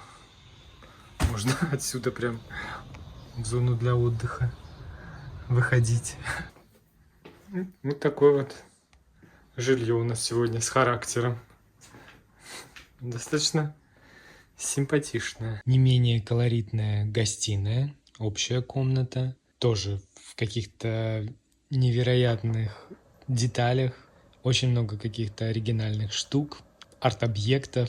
Все это можно долго-долго разглядывать. Все такое яркое. Поэтому и нравится останавливаться в таких местах, а не в отелях, потому что всегда ты можешь увидеть что-то интересное и немного погрузиться в местную жизнь. Кухня, которой тоже можно пользоваться при необходимости. Даже туалет колоритный, библиотека такая, знак, книги, чтобы не скучать.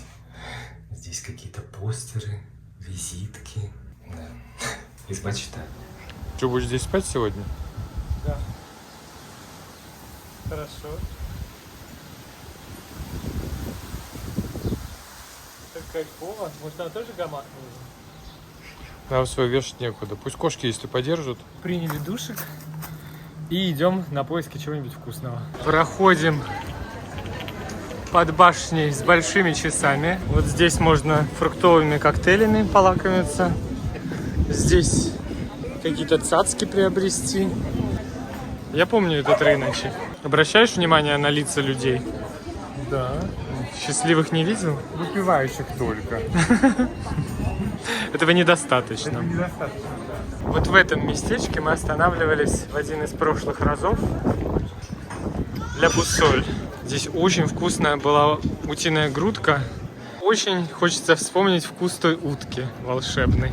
Magret de canard, mariné en miel et romarin, purée maison à l'huile d'olive. В общем, мы решили не оригинальничать сегодня, возьмем одинаково. Обычно пытаемся кто-то одно, кто-то другое, шерим, делим, то есть между собой. Сейчас очень уж хочется этой утиной грудки. Приятно вернуться в те места, которые оставили какие-то хорошие воспоминания. Нам пришлось пересесть под маркизу, поменять место, потому что там, по-моему, буря мглою небо кроет. Со всех вот этих столиков убрали сервировку. Сейчас нас зальет. Ну не этой воды, которую ты наливаешь, а вот той сверху. В общем, мы решили немного соригинальничать. Ну что уж, две одинаковые утки брать. Что-то еще хочется попробовать. И взяли тартар из лосося и утиную грудку. Ждем. Есть очень хочется. Очень, да. Так, начался дождь, люди ускоряются. Там какой-то оркестр играет. Дождь прячется. Какой-то сюр.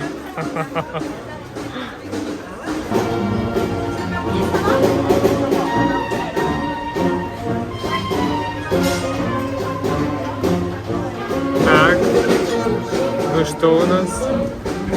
Принесли, я буду кричать, потому что оркестр играет все громче. Принесли утку, льет дождь. Принесли лосось, льет дождь. Но мы не сдаемся, сидим снаружи. Выглядит очень аппетитно. И у тебя очень аппетитный выглядит лосось.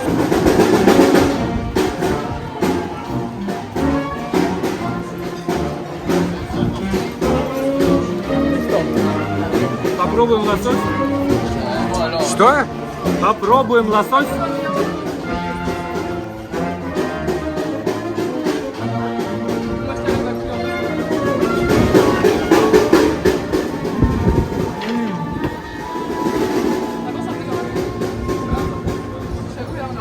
Аккорд последний будет? Очень вкусно. Такой правильный, вкусный лосось из тунца, крупные кусочки, огурчики, соус, какой-то с мятой даже. Очень вкусный. Вкусная картошка фри. В общем, идеально. Я подтверждаю, картошка фри очень вкусная.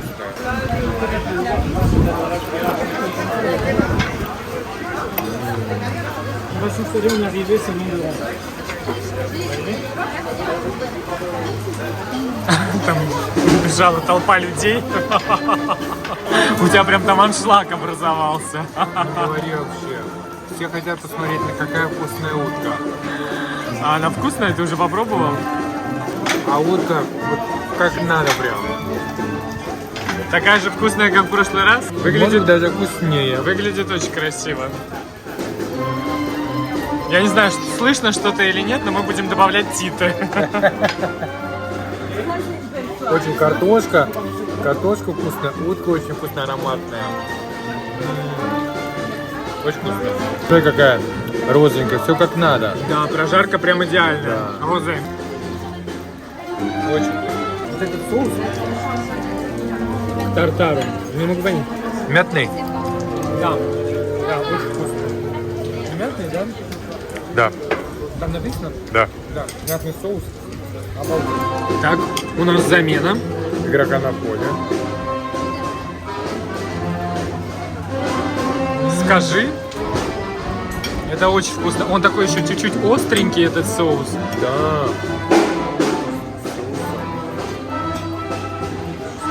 Можно под музыку, да. Очень вкусно. Попробуй скорее утку. Она еще с такими хрустящинками здесь. Да, с хрустками. С хрустками. Прожарка прям идеальная.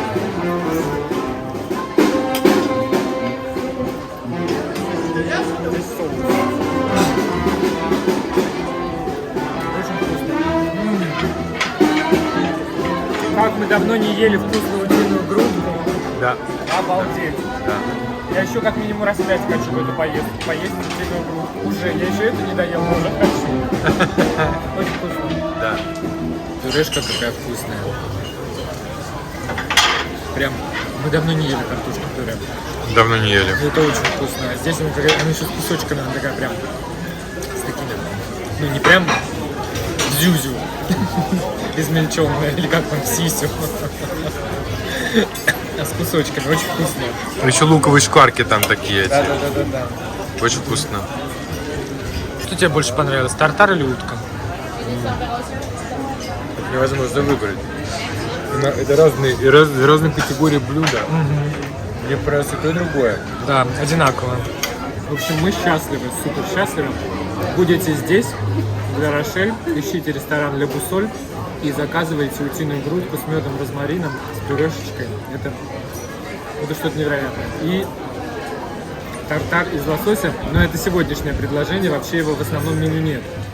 Но если будет, тоже берите, с мятным соусом. Закачайтесь.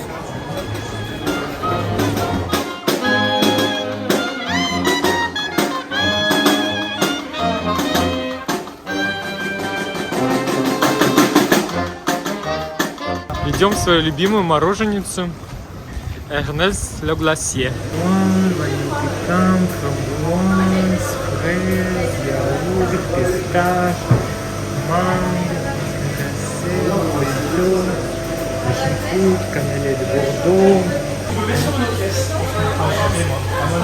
Наш улов.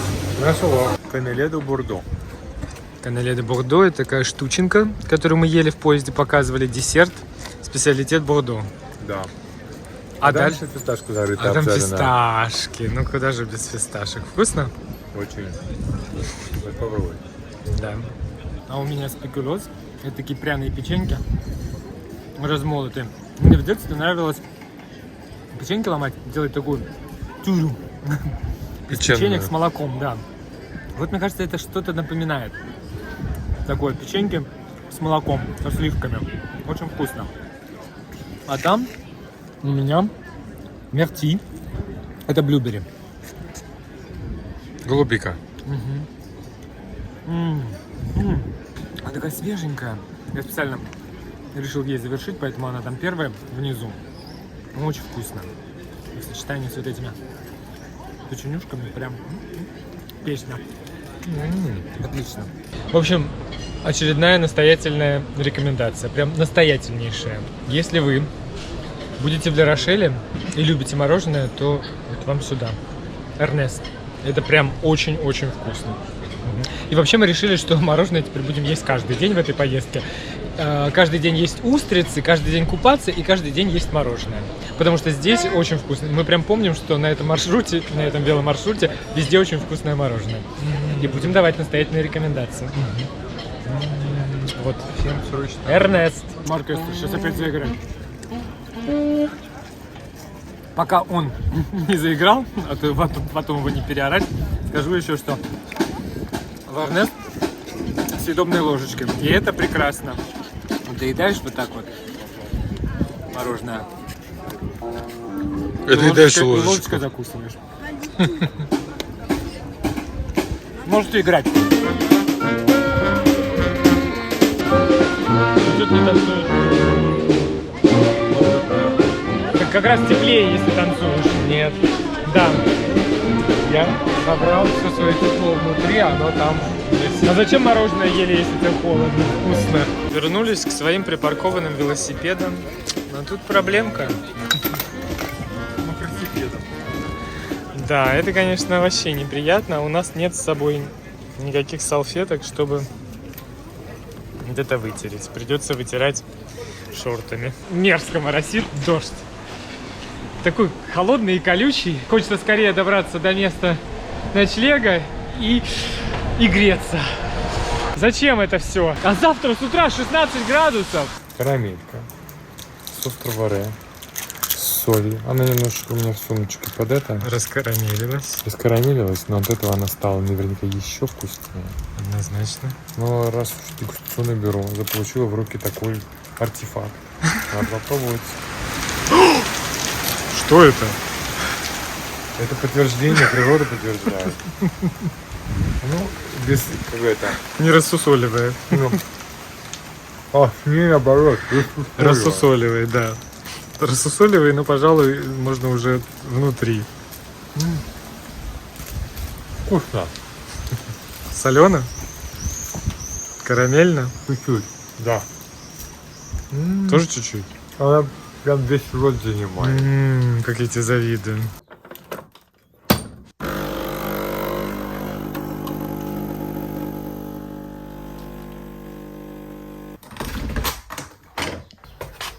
Кофеек с утра в саду и полный порядок.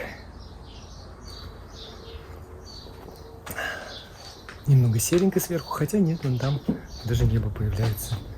Бонжур. Салют. Салют. Да-да-да-да. Лаванда вымахала в целое дерево. Здесь сливы падают с дерева на гамак. Вкусное. Такие ассоциации с дачей здесь. Все немного такое сумбурное, где-то не очень аккуратное, но в целом уютное. На меня камеру навел и сказал, где-то не очень аккуратно. Нет, я на тебя вернул и сказал, но в целом уютное. Хорошо, я буду в целом уютно. Красота. Ну, прям дачка. Какие-то фонарики. Почти что со стеной сливаешься, так сочетаешься. Синий-голубой лук. Здесь синее, здесь голубое. Носки желтые. Носки желтые. И очки желтые. Ну, прекрасно. Ну что, пора? Пора ехать. С буляшками. За буляшками, да. Пойдем? On y va? C'est parti, mon kiki? Да. Ну? Жену, я вот твою сумку. Извините. И ты хочешь, чтобы я ее понюхаю, это взял? Нет. Хорошо. Все, поехали. Все спят еще. Так как хозяева еще спят, ключ от комнаты опускаем в почтовый ящик. Опустили. Вам письмо от Ржевой. в жутких розочках. Вот согласно Гуглу, это самая буланжерная буланжери, да, с самым высоким рейтингом. Странно, что здесь нет людей, но выглядит все очень аппетитно. Да. Да. Круассаны, пан-шоколя. Хотя они здесь называются шоколатины. И здесь турникоти резан. Они не пан-резан называются. А вот и люди появились. Ну смотри, стоило нам купить, и появились люди. Спрос. Да. Окруассанились, пан-резанились, или как, отурникотинились по-местному, да? Да. Создали ажиотаж, сразу люди понабежали. Ну, видят, такие молодые люди заходят за буляшками, да, нам. Им тоже срочно надо. А нам сейчас нужно найти кофе и где присесть. И вот здесь вот рядом рыночек есть, такой прекрасный старый. Мы, наверное, там и присядем. А потом по рынку тоже прогуляемся обязательно. А вот здесь мы возьмем кофе. Такой прекрасный кофейни. Здесь можно взять винозери, то есть буляшки. Можно тоже здесь взять. Что они так сказали? Хотите буляшки? Да, они спросили. Может быть, наших буляшек? Мы сказали, нет, мы уже буляшки взяли. А для того, чтобы приятно присесть, мы берем у них кофе и присаживаемся вот здесь. Потому что никаких скамеечек нет. Ну и кофе мы все равно хотим. Хотим. Нашим буляшкам. Тем временем принесли кофе. Вот и кофе подоспел. Так вот, видишь здесь, как его подают? Эспрессо и вода ты можешь добавить горячая. Ты можешь добавить столько, сделать его себе алонже, увеличить его до той степени, саланжить до той степени, которая необходима. Так вот, по поводу лучшей буляшной. Google, сейчас благодаря Google и рейтингам, и отзывам можно узнать, какая булочная наиболее востребованная в городке. Вот это вот имеет очень высокий рейтинг, несмотря на то, что там не было людей, но там много отзывов хороших и достаточно высокий рейтинг, прям хороший. Сейчас будем дегустировать. Маленькая печенюшечка, наверное, Маленькая печенюшечка. Саланжить кофе. Круассан. У нас сегодня, да, пан-резан. У Лёши пан-резан и круассан. Ну, я поделюсь с У меня тобой. просто круассан. Я поделюсь. Хороший круассан, посмотри, они прям все воздушные. И они хрустящие такие. Ой. Вы похрустите, что так красиво выглядит. Ну я сейчас всю хрусткость себе сниму. Очень вкусно. Смотри, какая красота внутри. Очень вкусные, достойные круассаны. Я потом у тебя еще пан-резаночку попробую, которая здесь называется турникотин, да? Турникотини, или как ты турникотин, да. Вот такой прям воздушный. Да, он прям правильный. Ну такой, правда, такой пористый. Как надо прям. Отличный круассан. И тоже он не прям вот льется из него масло, такой, при этом хрустящий сверху, очень нежный внутри. Классный. Твоя турникотина или пан-резана выглядит очень аппетитно. Но меня удивила шоколатина у них. Обычно француз... Ребят, Привет, Квебек, да. Квебеки называют пан-шоколя, эти круассаны, слойки с шоколадом, шоколатинами. на самом деле их изначально они назывались их изначально шоколатины. называли шоколатины, да. Значит, правильная пекарня. А эти, наверное, не назывались пан-резан, это потом упростили. Наверное, Взяли они здесь просто тоже это. аутентично называют. Может быть. Турникотин. Прикольно. Прикольно. Прям отличные круассаны. Турникотин. Пришло время. Я... Ой, такой он тоже хрустящий. Смотри. Ну как? Заварного крема достаточно? Его немного и немало. Прям именно достаточно. Мне кажется, иногда бывает прям сочится из них. Прям такая влажная. А здесь добавили не очень много, но она осталась хрустящей еще, вкусно. Я тоже не устаю. Маленький Ну кусочек. попробуй, конечно, обязательно. Как там? Здравствуйте, ваше что? Спасибо, голубчик. Только кусочек можно и побольше. Можно я прям кусну? Вкусни.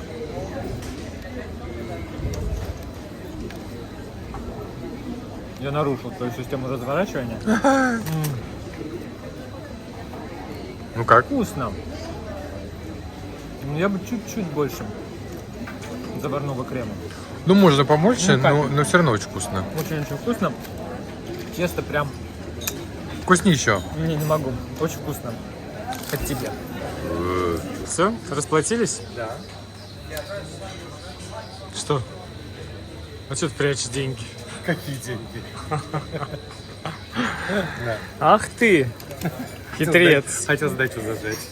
Давайте занырнем в рыночные ряды. Начнем с овощей и фруктов. Уф, ничего себе. Какое здесь все вкусное и красивое. Рыба и морепродукты. Какие лангустины симпатичные. Устрицы. Можно день начать с устриц. Помидоры. Дыньки. Абрикосы, черешня, снова устрицы, ягода, персики, нектарины, ананасы.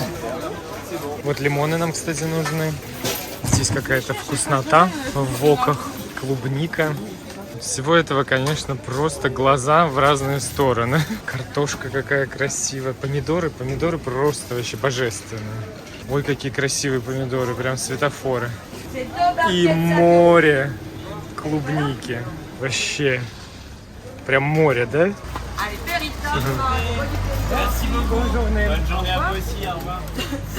Ну не устояли. Ну вообще, невозможно. Не зачерпнуть из моря клубники, да? Да. Ну как уйти с рынка с пустыми руками? Невозможно. Невозможно. Невозможно. Хочется все. Стоит одинокая такая безглютеновая палаточка. Всем с глютеном. Да, никто не хочет без глютена. 1 евро за лимон, там 80 центов за лимон было. А вот здесь 80 центов за лимон. Ну, купи лимонов. А? Купи лимонов. Да, лимоны нам нужны для устриц. Чтобы, Соответствует всем да, правилам. чтобы не быть застанными врасплох, когда устрицы есть, а лимона нет. Правильно сказал? Да? Правильно. Это что там, согласование. В общем, лимоны нужны. Merci. C'est bon. Merci. Bonne journée. Лимоны есть. Остались только устрицы. Осталось найти устрицы. Если лимон... Нет, здесь есть устрицы. Но мы только что Мы набулялились. только что Набуляшились. да. Не смешивать же все это. Мы и так вчера устричное мороженое ели. Это вообще за гранью. Ну нет, было вкусно. Вкусно. Вкусно за гранью. Черешня. Ну, черешня, кстати, даже дороже, чем у нас. Конечно, от выбора на французских рынках всегда голова идет кругом, и это всегда такая отдельная интересная экскурсия. И их много, потому что в каждом, ну, может быть много, если вы путешествуете по Франции, потому что в каждом городке есть подобные рынки, которые обязательно нужно посещать, ходить, смотреть, не знаю, мечтать, слюни пускать, потому что это все очень красиво и на самом деле тоже вдохновляет на какие-то кулинарные идеи и на путешествия, да, на новые путешествия, потому что это всегда такая важная часть путешествий тоже. Ну и давайте посмотрим, что внутри. Там тоже много интересного. Сразу рыба, морепродукты. Ничего себе. Здесь прям бескрайние ряды со всей этой вкуснотой. Устрицы, тартары, мидии, кальмары, креветки, крабы, клешни крабов, рыба вообще самая разная. Ничего себе, ничего себе. У-ху-ху. Здесь уже готовая рыба, замаринованная, точнее полуготовая. Опять морепродукты в полном разнообразии. Вот это выбор. Сардиночки. Здесь кофе, молочка, всякое разное. Масло, молоко, сливки, сыры. Конечно, сыры. Колбаски, шашлычки. Какие прекрасные. Ух, как это все аппетитно. Куры. Куры-петухи. Какие они прекрасные все, какие они аппетитные. Куры-петухи. Какие они прекрасные все, какие они аппетитные. Выбор здесь, конечно, просто обалденный. Опять какие-то сосисы, сосисоны, салаты, колбасы. У нас, кстати, есть еще.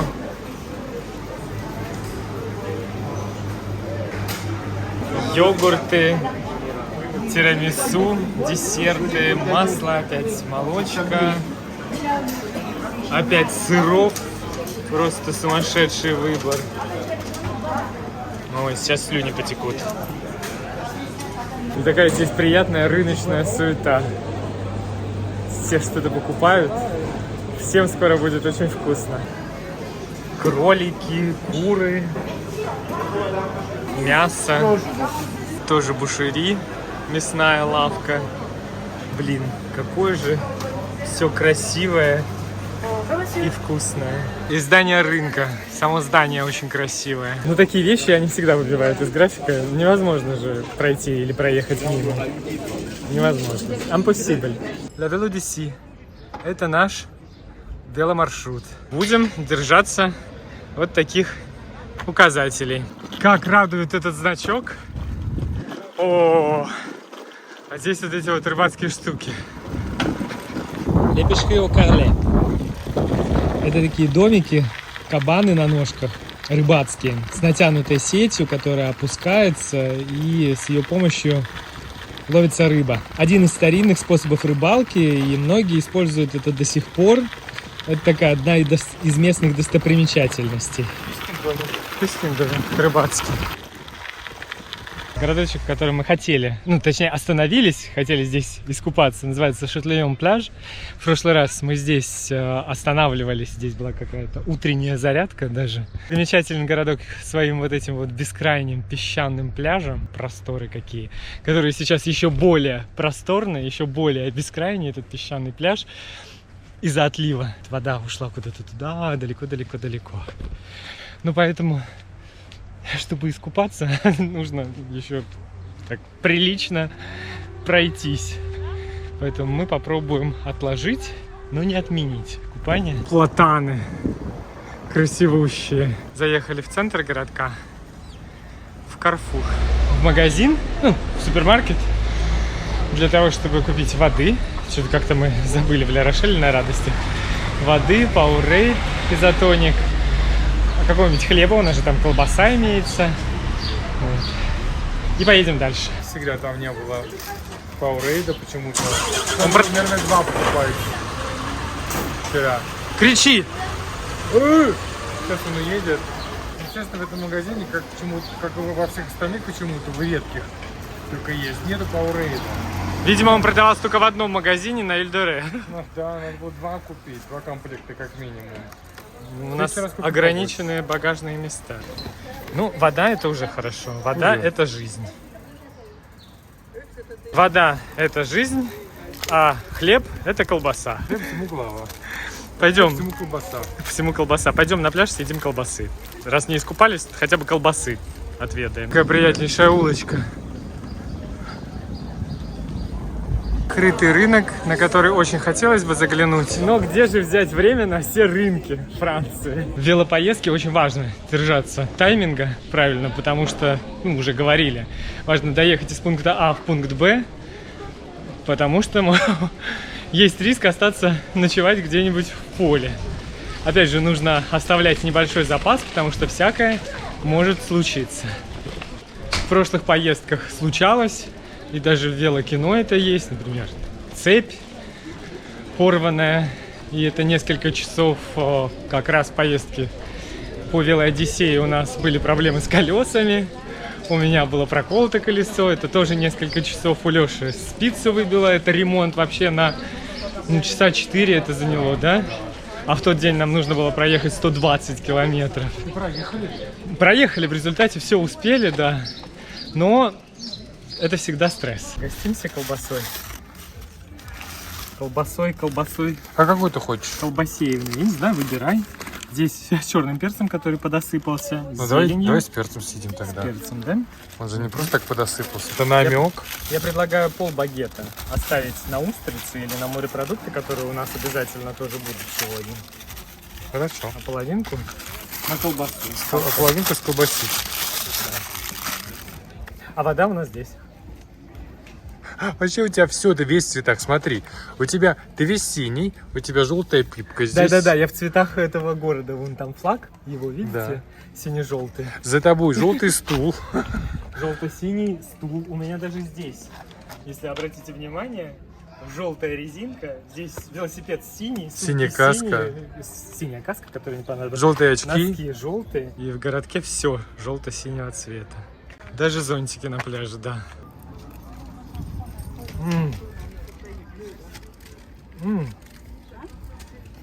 Прям то, что нужно было.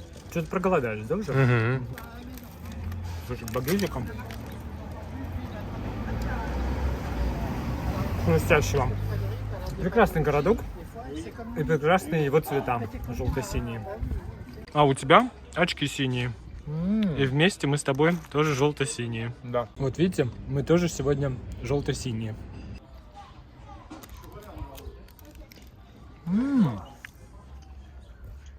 Какая вкусная колбаса.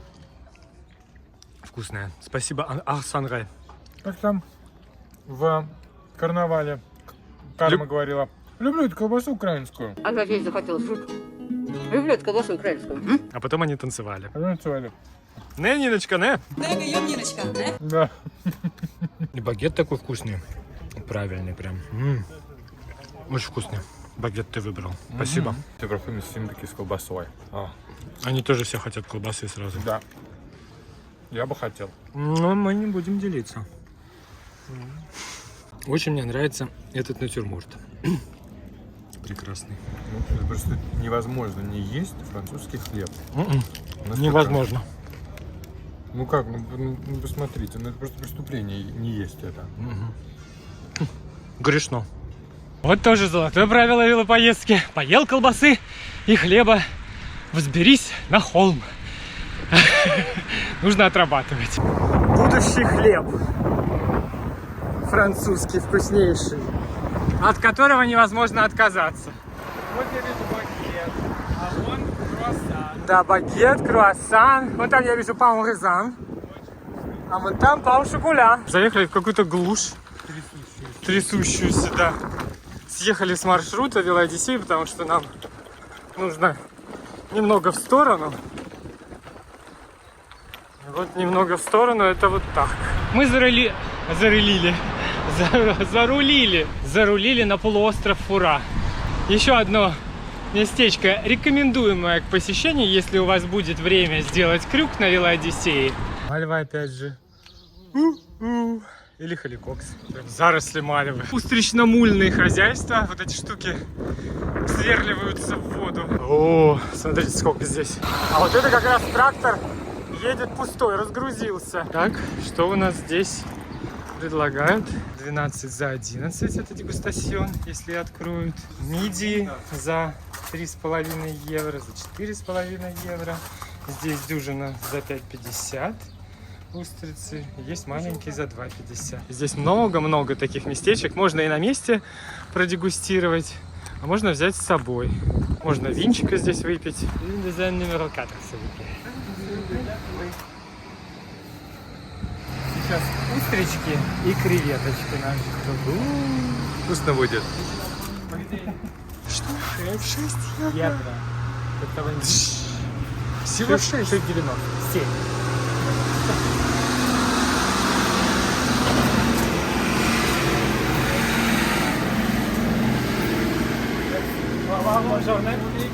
И то, и другое 3,50 получилось. Вообще.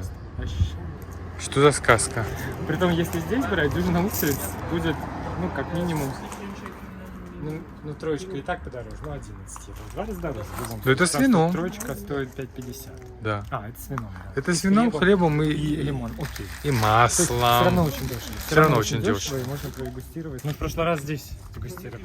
Да. А сейчас мы пойдем куда-нибудь туда с видом на устричные поля. Ну, а если хочется чего-то более основательного, вот есть ресторанчики здесь тоже. Все. А здесь кипит работа. Точнее, уже откипает.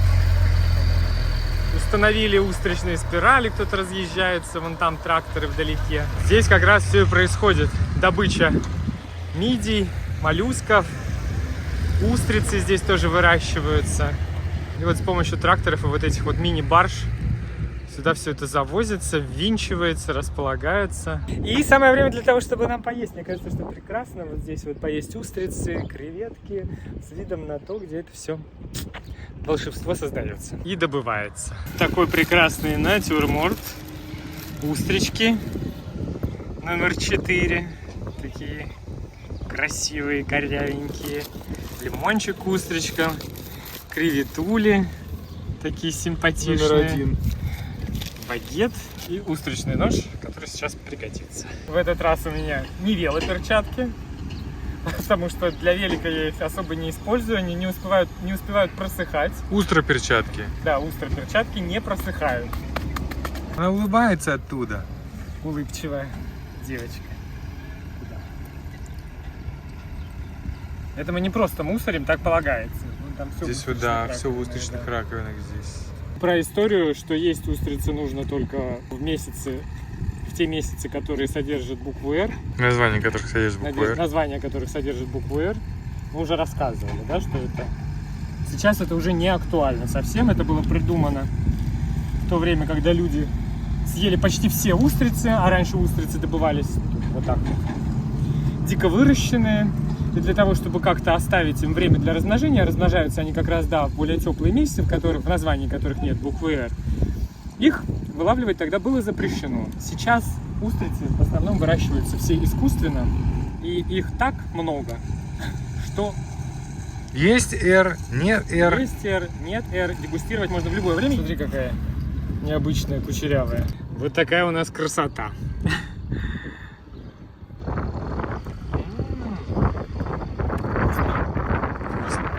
Да. Я помню, что в прошлый раз мы тоже здесь были, но мы ели там, за столиками, с вином, с хлебом. Сами не открывали, нам открывали. Платили дороже, но даже дело не в деньгах. Это не настолько дороже, здесь тоже дешево. Там получается за трешку 11 евро с вином и с хлебом за дюжину устриц. Но это ж классно, когда ты вот так вот сам открывал там чего-то, сидишь рядом с местом, где все это вот происходит. Ну? Какие они вкусные! Как я соскучился по таким по-настоящему вкусным креветкам. Мы немало взяли, может еще надо? Недостаточно.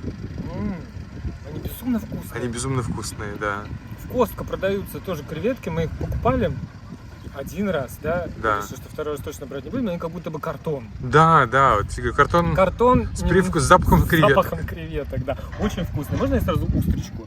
Раз уж ты держишь камеру. Очень вкусная.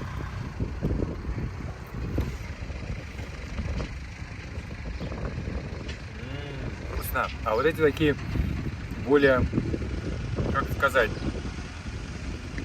Сливочные, да. Лимончика. Отсоединить. И заглотить. Очень вкусно. Они такие, да. Немного сливочные. Да. С багетом. Просто сказка.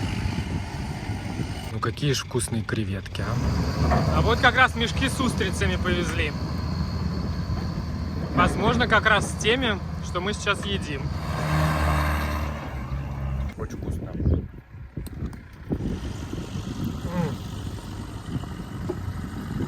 Ну это же просто волшебно. Да. Вот эти вот штукенцы, пахнут они специфически. Вот эти вот спирали вкручиваются во время, опять же, тех же самых отливов. Их туда завозят, вкручивают в дно морское. И потом на них начинают нарастать малюточки, мидии и устрички. Потом это все выкручивается, собирается. И устрицы еще долгое время созревают, промываются. Вот там вот в специальных бассейнах можно увидеть возле устричных, на устричных фермах можно часто увидеть такие бассейны с водой, с фонтаном, где устрицы промываются, и процесс выращивания устриц может занимать 3-4 года. Ого себе. Но начинается все вот с таких вот штук. Вон там какие-то даже Налипли и не отлипают. захватывающие. Потом И в результате вкусный. в результате все это очень вкусно. А вот так происходит подготовка мидий. Вот здесь их промывают, очищают, отбирают и расфасовывают уже по ящикам или контейнерам. Последний трактор уходит из гавани.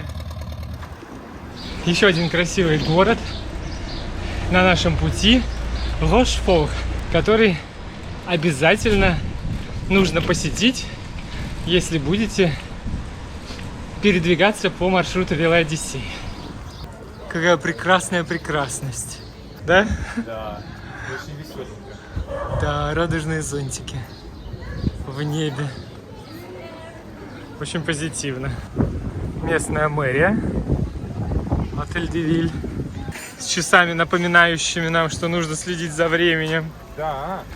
Вот те скамеечки манят нас, чтобы присесть немного, вытянуть ноги и подумать, точнее посмотреть, где можно купить вкусное мороженое здесь. Кто это у нас здесь идет? Сейчас ты будешь угадывать. Так, хорошо. Я попросил удивить меня. Удивись. Прежде чем буду угадывать, там страшилка небольшая. Сейчас ответила хозяйка, которой я написал, что мы приедем в районе 7:30, и она мне ответила, что... На что она мне ответила: не забудьте поужинать до 7:30, так как в 7:30 все закроется. Ого. Как бы мороженое не оказалось нашим последним на сегодня приемом пищи. Нужно будет съесть мороженое, а потом подумать, что еще поесть. Можно монопричу быть захватить? Еще подумать. Это лимон. Нет.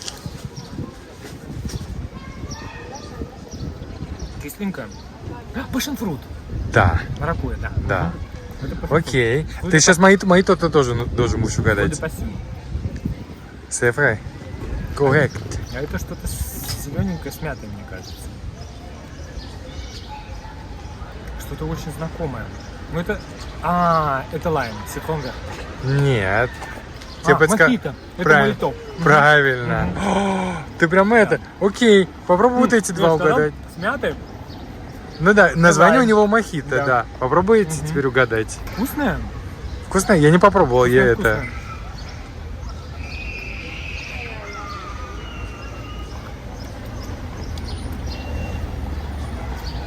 Это как-то сложно опознать на самом деле.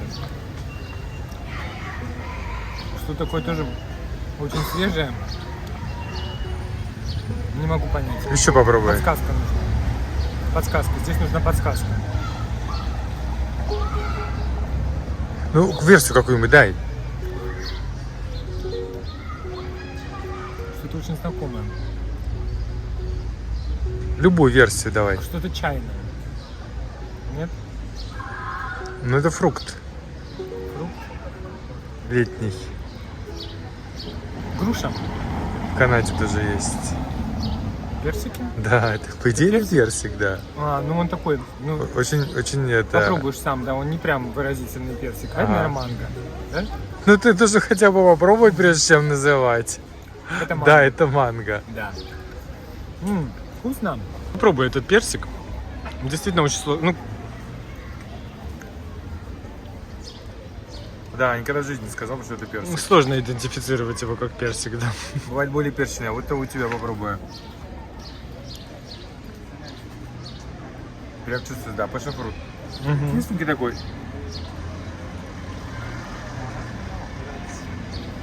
А это свеженький такой, да. Мохито да. чувствуется, да. Ну, я рад, что тебе понравилось. Очень вкусно. Спасибо. Итак, приятнейший городок Рашфор. Ну-ка, там тихо, пожалуйста. Приятнейший городок Рашфор был основан из рациональных побуждений. Рядом здесь Ля-Рошель, которая тогда была мятежной, да, с гугенотскими убеждениями, и Людовик XIV решил основать порт здесь, так как Рашфор находится на берегу реки Шаранты, 16 километров. которая, да, через 16 километров впадает в Бискайский залив. Застройка началась в 17 веке, где-то в середине, что-то там 1666 год. И застраивался город по принципам классицизма, с широкими улицами, красивыми бульварами, язык заплетается. Дома здесь такие очень красивые, в классическом стиле. Такой приятный фонтан, в котором плещутся дети и собаки. Собор Сен-Луи, церковь Святого Луи. Вот они, те самые коринфские колонны. Красиво. Колонские Карины. Колонские Карины, да. Красиво, да. Витражи очень красивые здесь. Красиво так сквозь них солнце светит на колонны, создавая такие цветные рисунки света. Потрясающе это все, конечно. Церковь была построена в 1835 году. Красивые такие ворота. А за ними река Шаранта. Здесь же рядом расположился такой приятный парк, в котором можно погулять, поваляться на траве, посидеть, попикниковать. Так как у нас образовалась проблемка в связи с тем, что мы, оказывается, живем сегодня совсем в глубинке, где вообще, как я сказал, с 7:30 до 10, Где никто не ест. иногда и до 9, здесь, там, где мы живем, вообще в 7:30 все закрывается. Как нам сообщила заблаговременно хозяйка дома, где мы останавливаемся.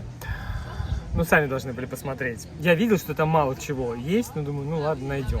Мало Не чего не найдем. значит ничего. Не найдем, да. В общем, заехали в магазин и набрали всего для приятного пикника. Сейчас будем пикничиться. Мусс де канар, утиный мусс у нас здесь в меню. Сыр с плесенью, голубой. На десерт у нас кофейный крем. Флан. Помидорки. Помидорки. На всякий случай, для зажорства. Я взял вот такую вот галету. Раз уж мы сегодня видели Форт Боярд, по крайней мере с берега, издалека. Теперь И посмотрим были, его и да, так. посмотрим на него вот здесь на картинке и попробуем его на вкус. Это для зажорства, для вечернего, с каким-нибудь чайком. И тем более, что именно по причине Форт Боярда и заезда туда вот Мы задержались. мы и задержались, да. Такой был хлеб, такой купил. Зачем я его достаю по кусочкам? Просто чтобы показать хлеб с инжиром фиговый. Такой вот. я люблю Должен быть такой. вкусный. Пахнет вкусным. Давай есть. Давай. Мазать все, я подумал, можно этим. А у нас же есть устричным ножом. устричный нож, да. Да. Ну, чем богаты, тем и рады. Очень даже богатый. Но вполне, мне кажется, Слушай, вполне себе богаты. утиный мусс. Еще бы не богатый. Сейчас будет вкусно. Ну и чуть-чуть сыра Да. Для композиции. для композиции. Поздравляю, все прекрасно.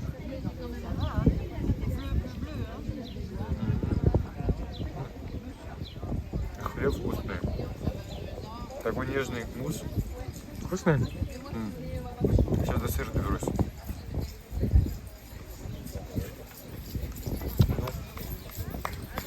Ну это же сыр, понимаете?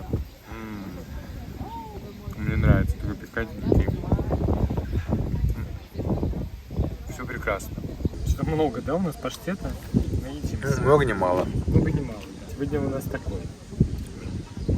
Ну и такой тоже нужен. Паштетный. Ну, бывает, всякое бывает. Я говорил, что выбиваешься из графика и здесь сейчас реально есть опасность, что мы просто ничего не поедим. Либо придется ехать в Макдональдс, который здесь, увидели до 11, но это как-то совсем не по-французски.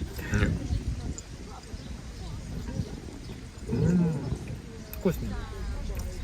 Конечно, можно заехать, найти какой-то другой магазин, ну, блин, опять же, и магазинов здесь как-то раздолья нет, а ехать куда-то за город, далеко в какие-то Леклерки, еще какие-то гипермаркеты, тоже времени уже нет. Да и есть хочется. Да. Несколько часов назад говорили, что мы совершаем великое преступление против Франции, потому что мы уже несколько дней в путешествии. И ни разу. Не купили сыр. Да. Что вообще? Как хоть?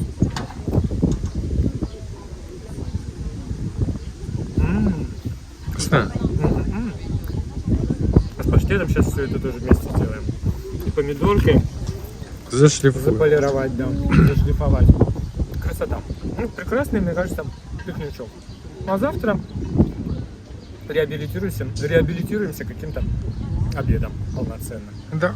Да. Дзынь. Мне кажется, что это как раз мы выезжаем из крепости Рошфор к тому мосту нам, высокому. Какой крутой мост. Вот он на такой платформе туда-сюда переправляет. Подъехали мы к мосту, повосхищались, поохали-поахали. И осознали, почему-то внезапно, что это именно тот мост, который должен переправить нас на другой берег реки Шаранты. А подъехали мы к нему не с того места, не к тому месту, где нужно переправляться. Так, чтобы со стороны посмотреть. Несемся к мосту.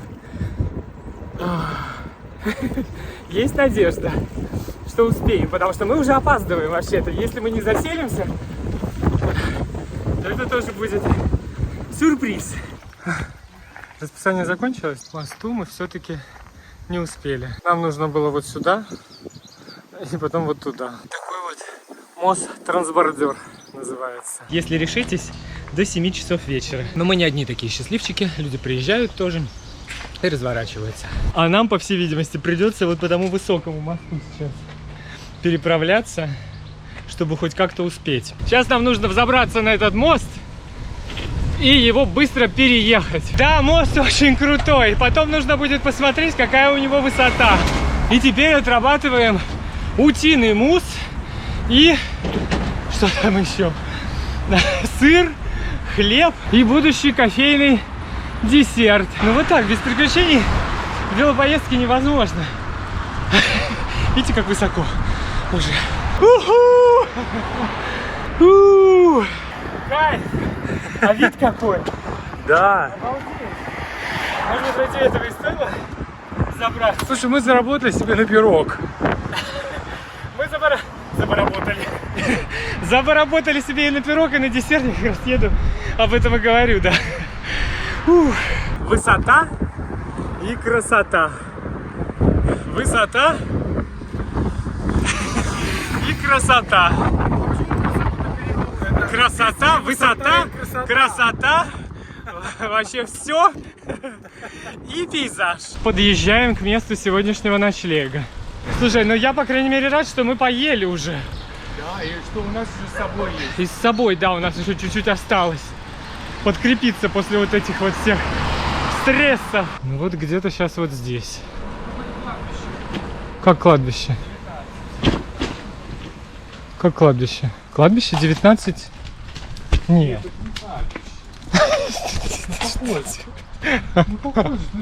Есть кладбище, сам посмотри. Нет, стой. Я помню, что место было достаточно приятное. Такое вот место. Бонжур. Бонсуар. То есть уже суар. Наверное, там. Наверное, где-то там. Ну, кажется. Ну, выглядит вроде как на картинке. Нет, это там собаки, наверное. Может, напиши, nous sommes arrivés. А, вот кто-то идет. Да. Et vous pouvez prendre d'autres oreillers. Hein, voilà. Donc les toilettes. Donc là, la douche est là. Vous avez le gel douche shampoing. Et là, pour la faire marcher, vous appuyez sur ce bouton pour la ventilation. D'accord. Hein, la lumière, la ventilation. D'accord. Et donc, tu fais du vélo aussi. Bonsoir. Наш прекрасный новый дом которым мы очень довольны, и это реально прям почти дом. Пахнет вкусно. Приятный запах не сыростью, потому что предыдущий мы жили на острове Рон, мы говорили, там прям, влажно очень, на острове Ре. Мы жили, там влажно было очень, и прям вот такой вот запах сырости. Вчера мы тоже жили не на острове, но почти в бейсменте, и тоже немного так сыроватый старый дом. А здесь прям дом в идеальном состоянии, прям весь отремонтирован, посмотрите, как красиво. Приятная зона, за которой мы сегодня, скорее всего, поедим наш десерт. Посмотри, прям как красиво, приятно трогать. Ключики, все, вот здесь такая же скамеечка. Можно и утеплиться. Еще это может быть главным убором. Ну и просто вот такой вот приятной штучкой здесь. Такие вот галеточки прекрасные. А нам приятно. Она приятная. И смотри, Набор какой чаев. набор чаев. Да, роскошный. С удовольствием воспользуемся. Всякие разные, да. Здесь штучки. Здесь. Да, все такое милое, все так со вкусом, все так прям постель идеальная, прям вообще, прям. И матрас не супер мягкий. Сегодня было ощущение, что он вообще водяной. Аж вот так вот. Качало, да? Да. И подушки были такие ужасные сегодня были подушки, как будто бы там поролон весь такой, весь подратый. Шкаф, в который нам нечего вешать, потому что мы на линии. Ничего нет. Почитать. Библиотека имеется. Туалет. Здесь все очень аккуратно, но тоже так со вкусом и красиво. Все такое серенькое, такое приятное. Мы очень любим серый цвет. И тоже пахнет приятно, да. Смотри, какой душ. Чистенько все. Я, пожалуй, вечером встану, расслаблюсь. Вот это вот все, смотри, все. Как бы это странно ни звучало. Все прям с таким как-то прям... Вообще, я не знаю, 5 с плюсом. И здесь есть кондиционер еще, что тоже важно, да? Так, а кто-то дегустацион... Кто о чем? А дегустационное бюро? Срочно дегустировать галеты. Пока нет. Я хочу. А потом с чаем. У нас что там, сыр, паштет? Какая вкусная. Галет? С чем она?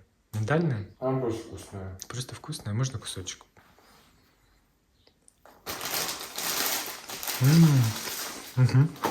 Я же говорю. Вкусная печенька. Ну, пойдем с печенькой прогуляемся по двору. Покажем вам, что у нас здесь. Приятный садик, аккуратный. Опять же, в кои-то веки, да? Если хорошая погода, то можно завтракать и вот здесь. Говорят, завтра 12 градусов, да. Прохладно. Здесь мальва, как водится. Дендрон. Там пепел шафран. Очень красиво.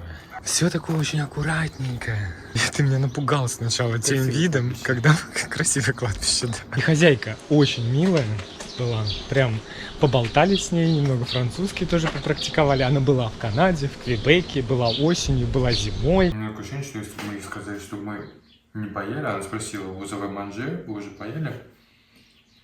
Ну, то есть, ему сказать, что если бы мы сказали, что нет, она бы нас чем-нибудь накормила наверняка. Наверняка, да. Хорошая женщина. 83 километра. Отлично. Отлично. По плану было 60, не больше 65. Вот тебе и велопоездки. Обычно добавляется что-то. Какой-то такой фланообразный крем. Фланообразный флан.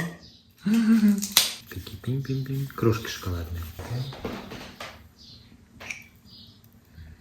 Хотелось чего-то. Там были разные. Были тирамису, были панакот, но захотелось чего-то более-менее французского. Ну, вкусный такой кремовый десерт.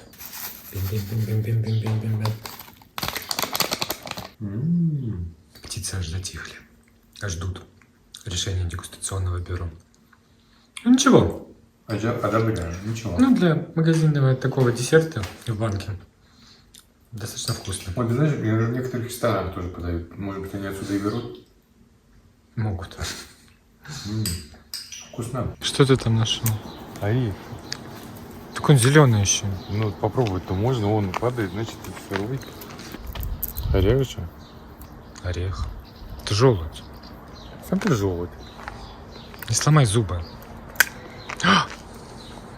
Звук страшный. А это агава. Это агава. Текилу из нее делают. Что ты думал, что это что ли эти закладки, урны? Урночки, да. Это горшки с цветами. кладбище.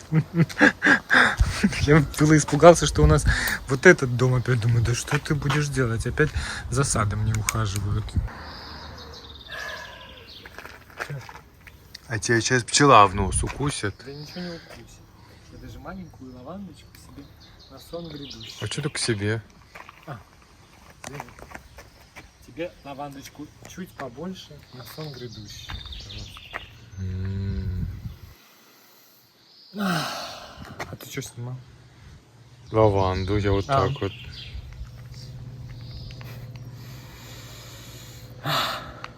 Все, пойдем. Теперь Спокойной расслаблены. ночи. Че орете? Такие две. Расслабились. Пойдем, пойдем. А то он сейчас всех разбудит здесь. Точно никто не спит. Здесь уже все спят.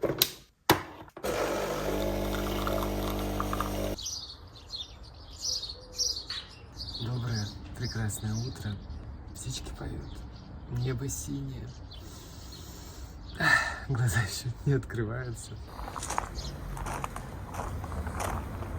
Тут нас уже ждет завтрак. Завтрак с видом на прекрасный сад. Красиво.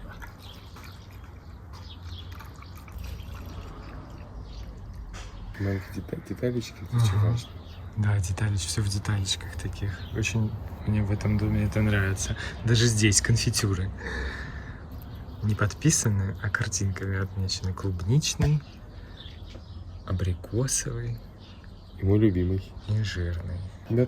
Это мед. Мед. Ну и, конечно, круассаны и багет. Прекрасно. Прекрасно. Мне вообще здесь все нравится. Это прекрасный просто дом и такое внимание к деталечкам. Да, да, да. Даже такая мелочь, как, знаешь, как должно пахнуть в комнате. Да. Мало того, что там все красиво, но еще и все вот эти вот ароматизаторы стоят. Да, да. Прекрасно. Ай, как вот это вот тоже прекрасно.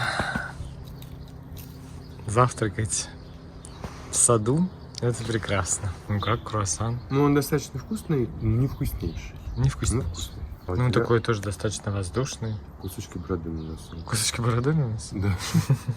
Брился. Ну как? Он согласен с тобой, да. Он очень вкусный, правильный, воздушный такой. Ну, как будто бы какой-то такой сладко-сливочности, что ли, ему не хватает. Масло. Масло. Как будто бы он не на масле, да? Мгм. Мгм. Ну, вряд ли он не на масле, просто, видимо, может быть, сахара. Как-то там Рядом. Круассан на губах не обсох. не обсыпался. Мгм. Туда ссыпаем. Ты бороду ты с носа уберешь? Птички поют. Вообще очаровательно. В дереве инжира, в фиговом дереве. Приятное местечко. Очень приятно. Прям какие-то сплошные. Хочется все время ходить и улыбаться. Конфитюрец? Ты какой? Свой любимый инжир. Фиговый? Да, фиговый. Такой прям... Он только тут прям фиги такие крупненькие. Вот, видимо, я Она полагаю, сказала, что... что она сама делала. Да, то, что она сама делала. Может быть, даже с Да? этого дерева. Я думаю, что вполне возможно, что это прям вот с этого дерева. Ну ты посмотри, какое счастье. Прям фигулечки. Фигулечки прям. Как за ваше здоровье. Ох, как захрустел. Хорошо тебе? Вкусно.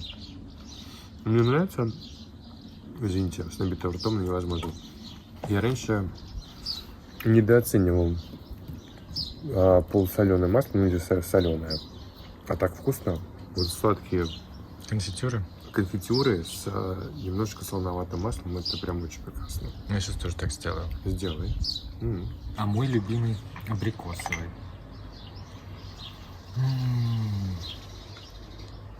Я его потом тоже чуть-чуть полюблю. Ой, какой он солнечный, янтарный такой. Тоже с кусочками абрикоса прям. Янтарный. Должен светиться, ага.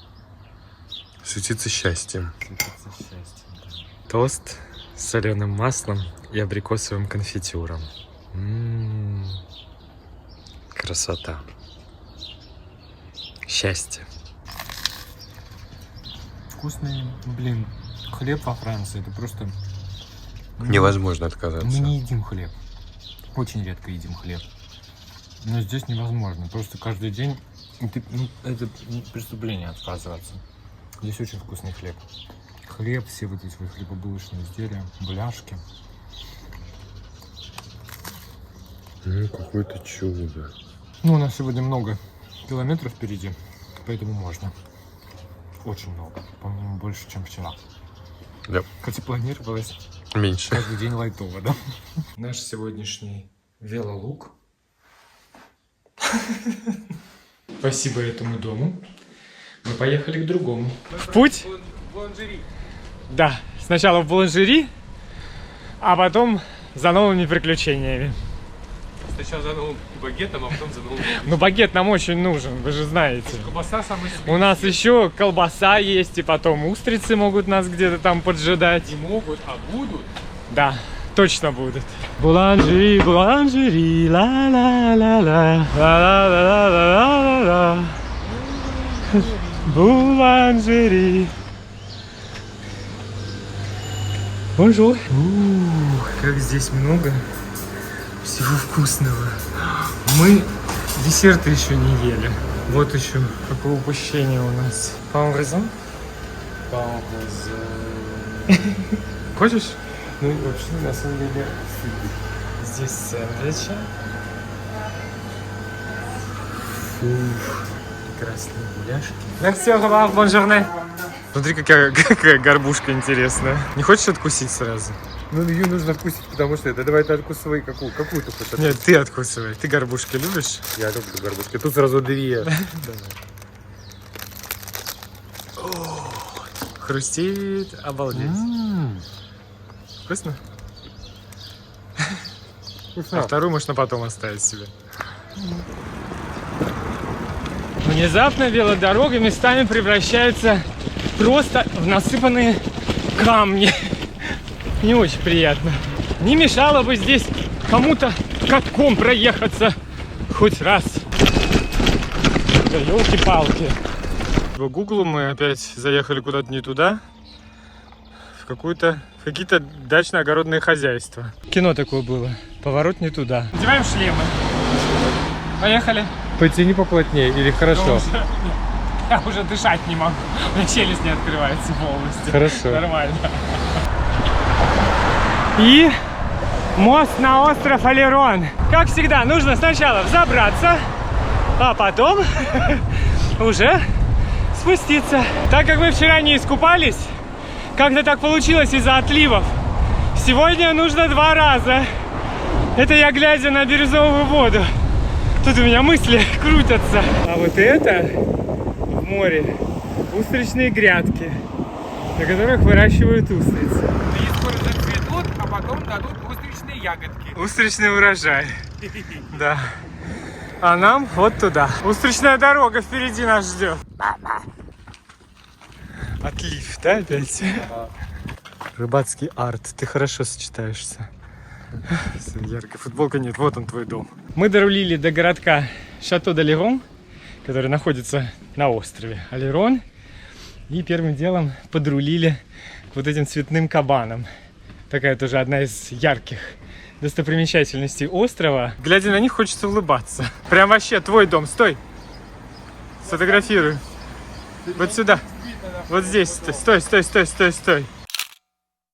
Мостик, а здесь ракушки с подписями. Такая альтернатива замочкам на мостах и ограждениях. Прикольно. Вот для чего мы сюда подошли. Посмотреть, как устрицы плывут. Круиз. Круизный лайнер с устрицами. Устрицы отправляются в круиз. Ну и здесь тоже есть такая достопримечательная активность, как пешая рыбалка. В принципе, любой желающий может нацепить резиновые сапоги и вот туда вот вперед за морскими гадами. В идеале, когда немного людей, здесь прям катишь на велосипеде. В прошлый раз мы это и делали. Бабочки летают, стрижи, что-то там чирикают. А у нас колбасная скамеечка, как мы ее уже именовали. Потому что мы на ней будем есть колбасу. Перекус у нас. Что-то проголодались. А здесь вот такая красота. Теперь так сильно тряс, и багет спрессовался. Багетная лепешка. Да. Багет превратился в лаваш. Хорошо так.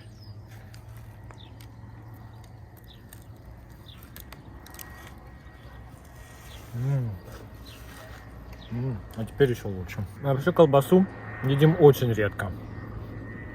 Дома никогда ее не покупаем. Ну, это французская. французская колбаса с хлебом. Вообще вся запрещенка. Мы здесь отрываемся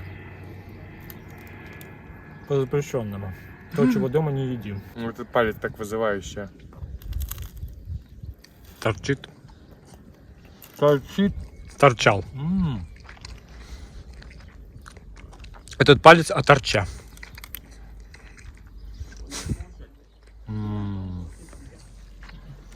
Вкусно, с травами. Идеально. Дорога стала спокойной. Людей мало, машины тоже редко встречаются. Вот мы и добрались до устричных мест. И когда мы говорим устричные места, это значит сколько здесь?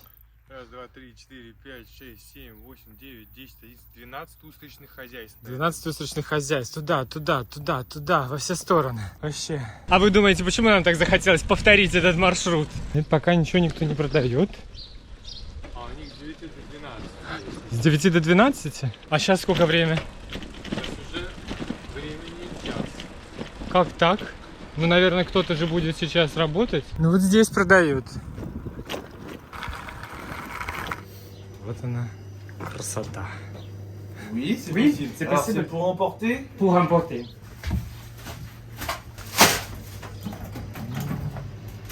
Красота. Сейчас будет вкусно. Вы подняли карт. Oui, oui. Да, пожалуйста, телефон у меня там карта. Мы с устрицами. А это значит, нужно найти местечко, где их отдегустировать. Мы не едим, мы дегустируем. Устричные мешки. Я не знаю, так это все интересно. А здесь уже все съеденное.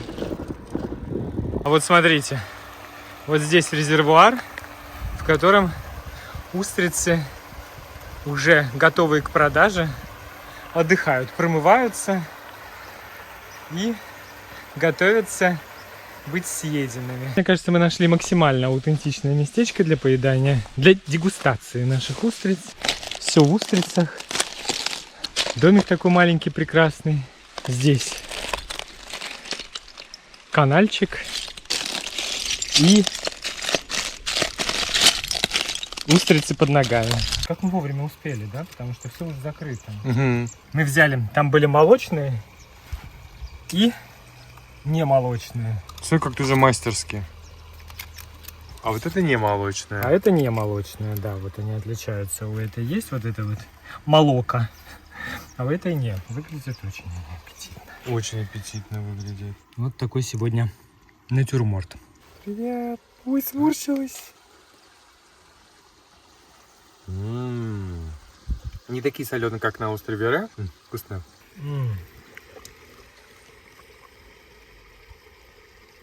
Вкусные. Они такие даже сладенькие. Да. Вкусно. Ну попробуй сразу молочную и скажи, какая тебе понравилась больше. У тебя на канале в комментариях просилась приготовить молочную девочку. Вот же она. Молочная девочка, да. Вот ты знаешь, мне вот этот сливочный привкус тоже очень нравится. Ну как? Да, он такой как со сливочным соусом. Да. Я все-таки больше любитель не молочных. Все зависит от того, как вы. Хозяин барин. Хозяин-барин. Какие хотите, такие выбирайте. Да. А я хочу хлеба. Какой хозяин, такой барин. Давай, по последней. За вас, за нас, за то, что всем было хорошо. Лимончик срезали. Отправили куда следует.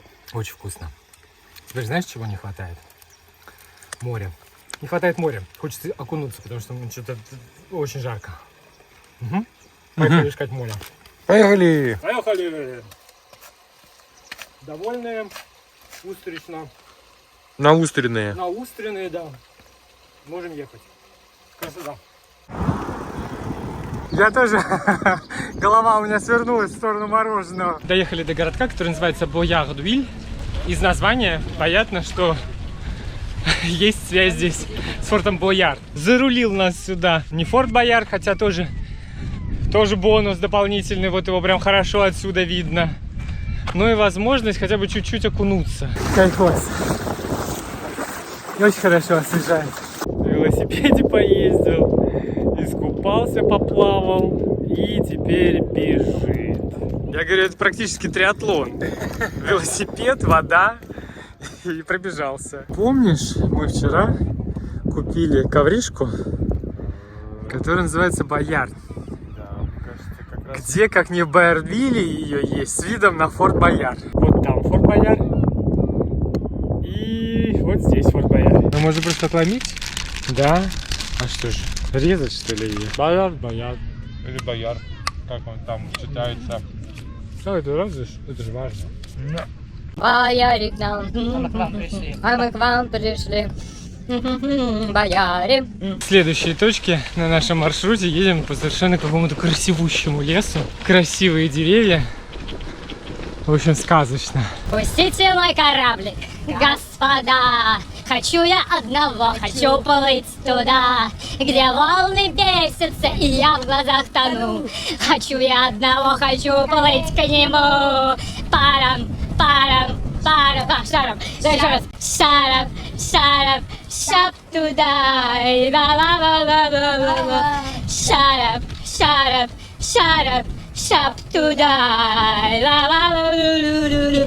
Шарап, шарап, шарап, шап туда. И направо. Ла-ла-ла-ла-ла. Виноград пока все еще зеленый. Но виноградники как бы просят меня напомнить, что здесь на Алероне производят достаточно вкусное вино. Кипит работа! Скоро будут буляшки. Он же зеленый. Ой, какой красивый там он. Красивый, красивый. Но еще совсем зеленый. Ну вот тебе таскать виноград с виноградников. Живописно присогнутые от ветра деревья. Ух, класс. День рождения моя жопа мне не простит вот этой вот дороги последнего участка к маяку. На ней не осталось живого места вообще просто. Вот тоже. Это просто какой-то... Камень на камне, это жопа на жопе не Она оставил. очень просила встать вот отсюда. Итак, маяк Шассерон. Построен он был в 17 веке. Сверху теперь смотровая площадка, откуда, говорят, открывается потрясающий вид.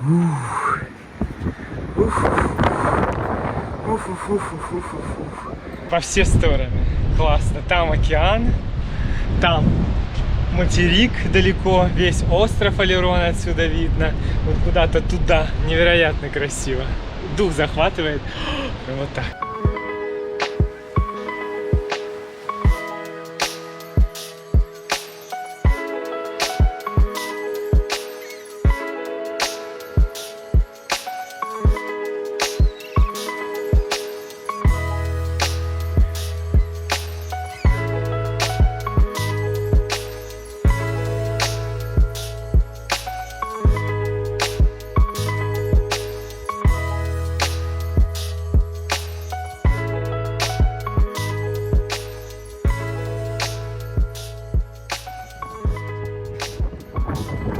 Вот, куда-то туда нам сегодня.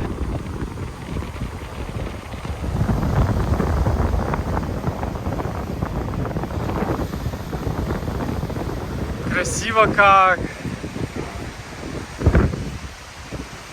Наконец-то не отлив. Да. Наконец-то не отлив. Ну вот здесь реально можно минимум час провести. Минимум. Прям вот просто смотреть на вот это все красивое, морское, бирюзовое, слушать шум, вдыхать запах. Скажи? Да.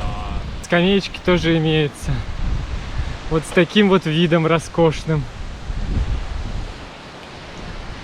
Позади маяк, Спереди море, а в руках что-нибудь вкусное съесть или выпить. Сидр, вино алеронское. И батон колбасы. Или батон колбасы. Еда едой, это все понятно, но мы тут увидели палаточку с мороженым. Мороженое никто не отменял. Мороженое никто не отменял, да. Ну, тем более, мне кажется, что мороженое сейчас впереди нас ждет 20 километров пути до отеля. Мороженое нас хорошо взбодрит. Что здесь имеется? Так как здесь, да, был фудтрак, есть фудтрак, который уже не работает, но есть столик от фудтрака, который уже не работает. Это будет наш столик для поедания мороженого. У Лёши оригинальное мороженое Пино d'Oléron. Это вино, которое как раз производится на острове Олерон. Мороженое с винным вкусом. Ну вот, мы не выпиваем, но вкус олеронского вина решили все-таки ощутить. Вкусная. Вкусное? А у меня клементин. Я сегодня рассказывал про вино, которое делают на острове Олерон. Показывал виноградники. Вот как раз мне кажется, что прекрасная возможность не бокальчик опрокинуть, но к вину прям. Шарик. Как интересно, да? Оно сливочное. И с таким... Ну вот так, если бы я не Винным знал... послевкусием. Если бы я... Да, с винным послевкусием. Ага. Вот именно послевкусием. Если бы я не знал, что оно винное, я бы, наверное, даже не определил. Но когда знаешь... Ну, когда ты знаешь вкус вина, ну, это так же, как ром-изюм, хотя ром, наверное, больше чувствуется. Очень тонкий, очень приятный вкус. Можно сразу клементинку попробовать? Нужно.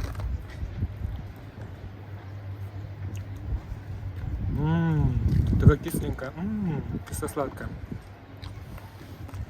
Это прям то, что нам было нужно. Пункт с мороженым. Да. Ну-ка ты клементинку зацени. Дегустационное бюро.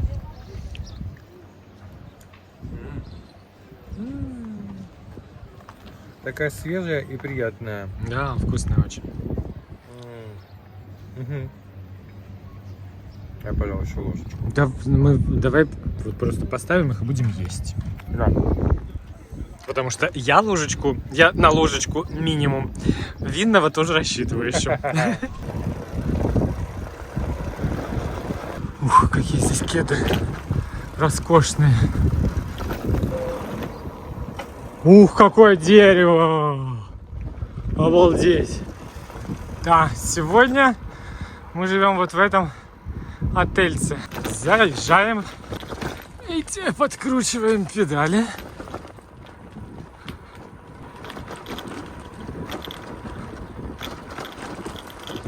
Ну, здесь оставим велики. Bonjour, bonjour. Nous avons une réservation. Oui. За приезд. Вон бассейн. Кто-то будет плавать, я думаю. Распаковка номера. Никто еще не видел, что там. Так. Что здесь мило. Весла. Да, такое все. Кровать огромная. Ты посмотри. Она прям king size. Цвет очень красивый. Весла. Цвет вот здесь стен, смотри, какой красивый. Вот там, смотри, как интересно все сделано. Это как домик. А там такой этот крыша соломенная. Кабаночка. О, просторнейший душ. И все такое новенькое, прекрасное. Смотри, прям отлично. Можно постираться, опять же. Да, Есть место, где посушиться. У меня нет одежды, мне надо стирать. Мне нравится наш сегодняшний домик. Он очень похож, кстати, по стилю на тот, в котором мы сегодня жили. Но здесь прям такое южное уже ощущение. Всяческие тропические растения, пальмы. Леша уже раскритиковал бассейн. Нет, я имею в виду, что просто поплескаться хорошо, а Ну да, не олимпийский. Нет, совсем. Но выглядит очень приятно. Выглядит очень приятно, и обязательно. И отдыхательно, да. Пойдемте посмотрим, каков здесь пляж. Мы завтра пойдем купим выпечку, съездим быстренько кофе, и вот здесь вот нас ждет завтрак. С видом на океан, да, прекраснейший. Наконец-то прилив. У отеля свой такой прекрасный, небольшой, ну как небольшой, нормальный песчаный пляжец. Мы сегодня, получается, успели все. Мороженое было. Было. Устрицы были. Были. Купались один раз. Пойдешь купались. Но окунались, да? Вот второй раз. И все. И останется только найти вкуснейшее место для ужина. Ну и кроме того, мы проехали сегодня почти 90 километров. И волны не сильно большие.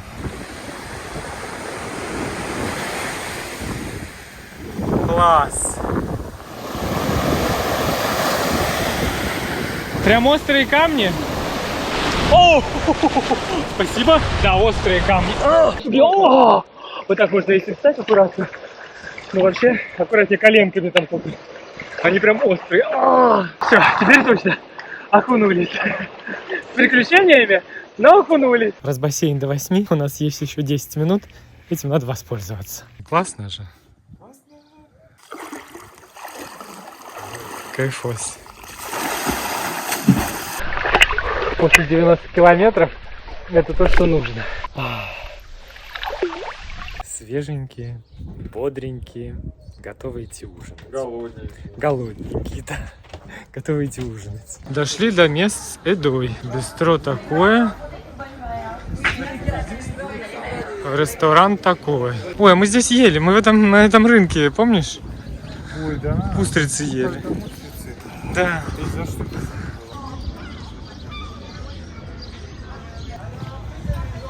За несколько городков до нашего я почувствовал такой интенсивный, насыщенный такой запах мидий готовых. Прям вот в этом котелке.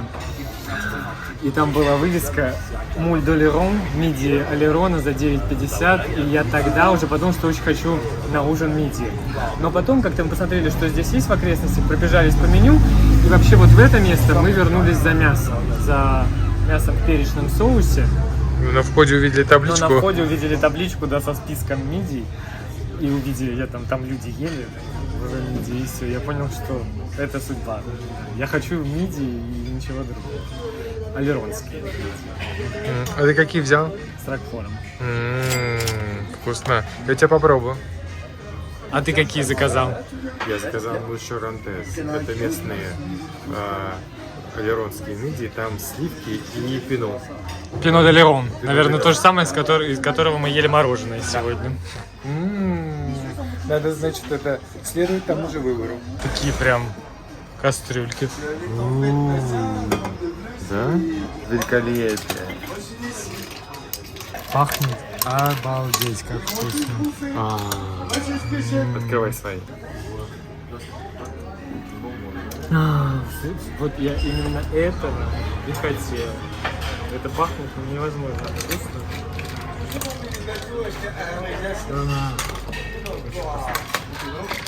Олеронские мидии. Есть мидии в том месте, где они производятся сейчас. Где они разводятся. Как это вкусно. Какие они вкусные. Все, сейчас счастье будет наполнять меня с каждой мидией. Там чайки разгалделись. Увидели у тебя мидии твои. Шарантез. Как вкусно. Скажи. О, как вкусно. У тебя тоже очень вкусно. Мне кажется, у меня вкуснее. Хорошо. Я рад. Нет, у тебя тоже вкусно. Подожди, я не могу решить. Еще раз у тебя попробую. Нет, у тебя тоже очень вкусно. Ну и завершение процесса.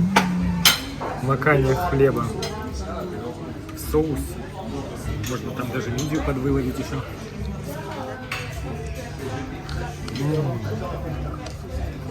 Это очень вкусно. Какой же у тебя вкусный соус. Ну, с сыром. Хочешь, я соус тебе отдам? Соусами поменяемся. Ну, я попробую.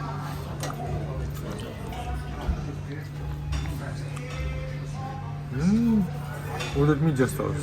Съешь. Нет, не могу, я наелся. Мне еще с соусом нужно хотя бы чуть-чуть справиться. Не осталось больше мидии, нет.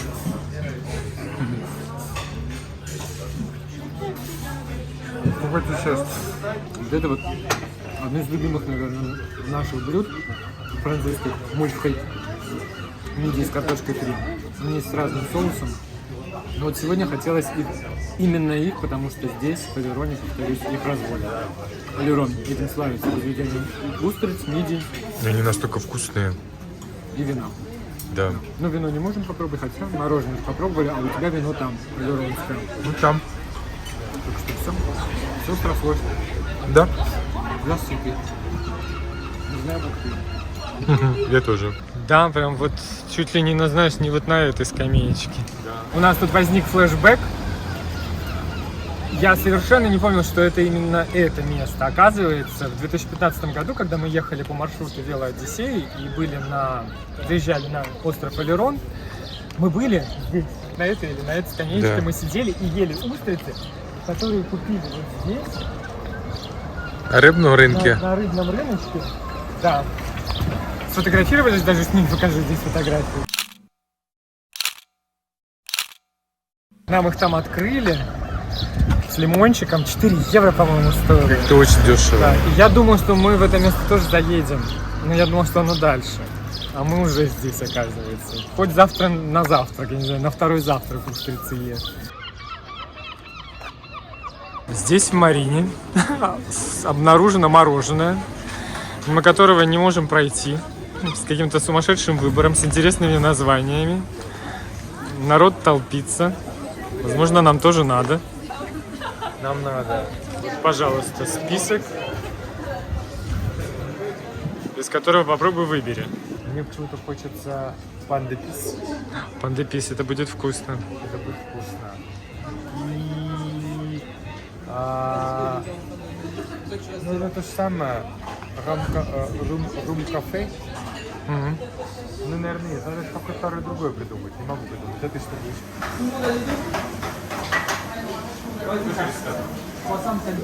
В очереди за мороженым мы говорим солнцу пока-пока. Адеман, солнце. Надо попробовать. Какой это? Это пандепис. Пряничный хлеб. Так вкусно. А вот это груша с имбирем.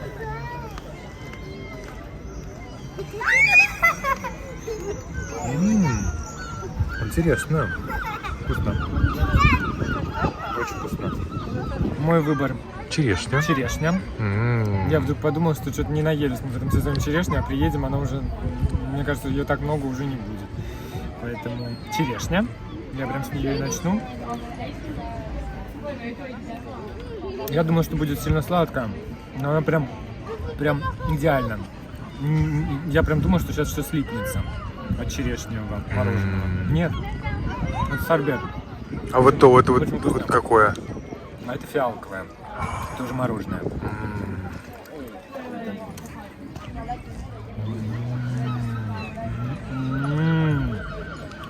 Да? Фиалковое мороженое.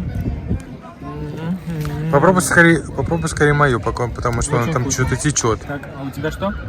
Вот здесь Сверху пандепис, да. Да? Вкусно. Такой приятный, да. Такой пряничный. Имбирный такой пряничек пошел. Ага. Он прям с кусочками. Да, прям с кусочками цукатов имбирных. Да. Мгм. У тебя все такое немножко имбирное. Очень вкусно. Да. Очень вкусно. Мы сделали правильный выбор. Да. Выбрав мороженое, а не блины. У тебя там такой фон красивый закатного солнца.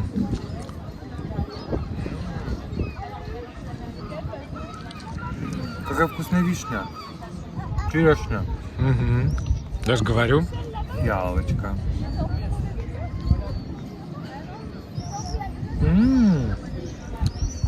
Очень вкусно.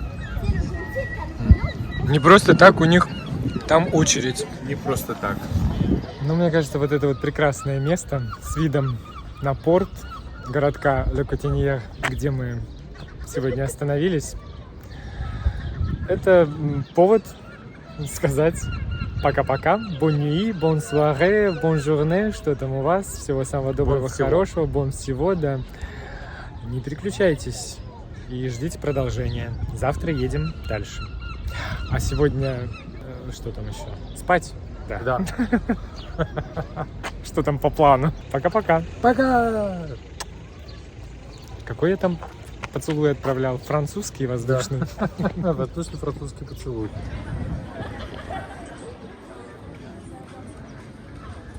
Говорим пока-пока. Пока-пока. И шлем воздушные французские поцелуи. Не, не Странно, воздушный. французский. Я имел в виду Где? воздушный поцелуй из Франции. Воздушный... Ну, я сказал, сразу понял, да, что звучит это воздушные французские поцелуи с язычком. Извините. Пока-пока. Пока. И это мы даже не пили.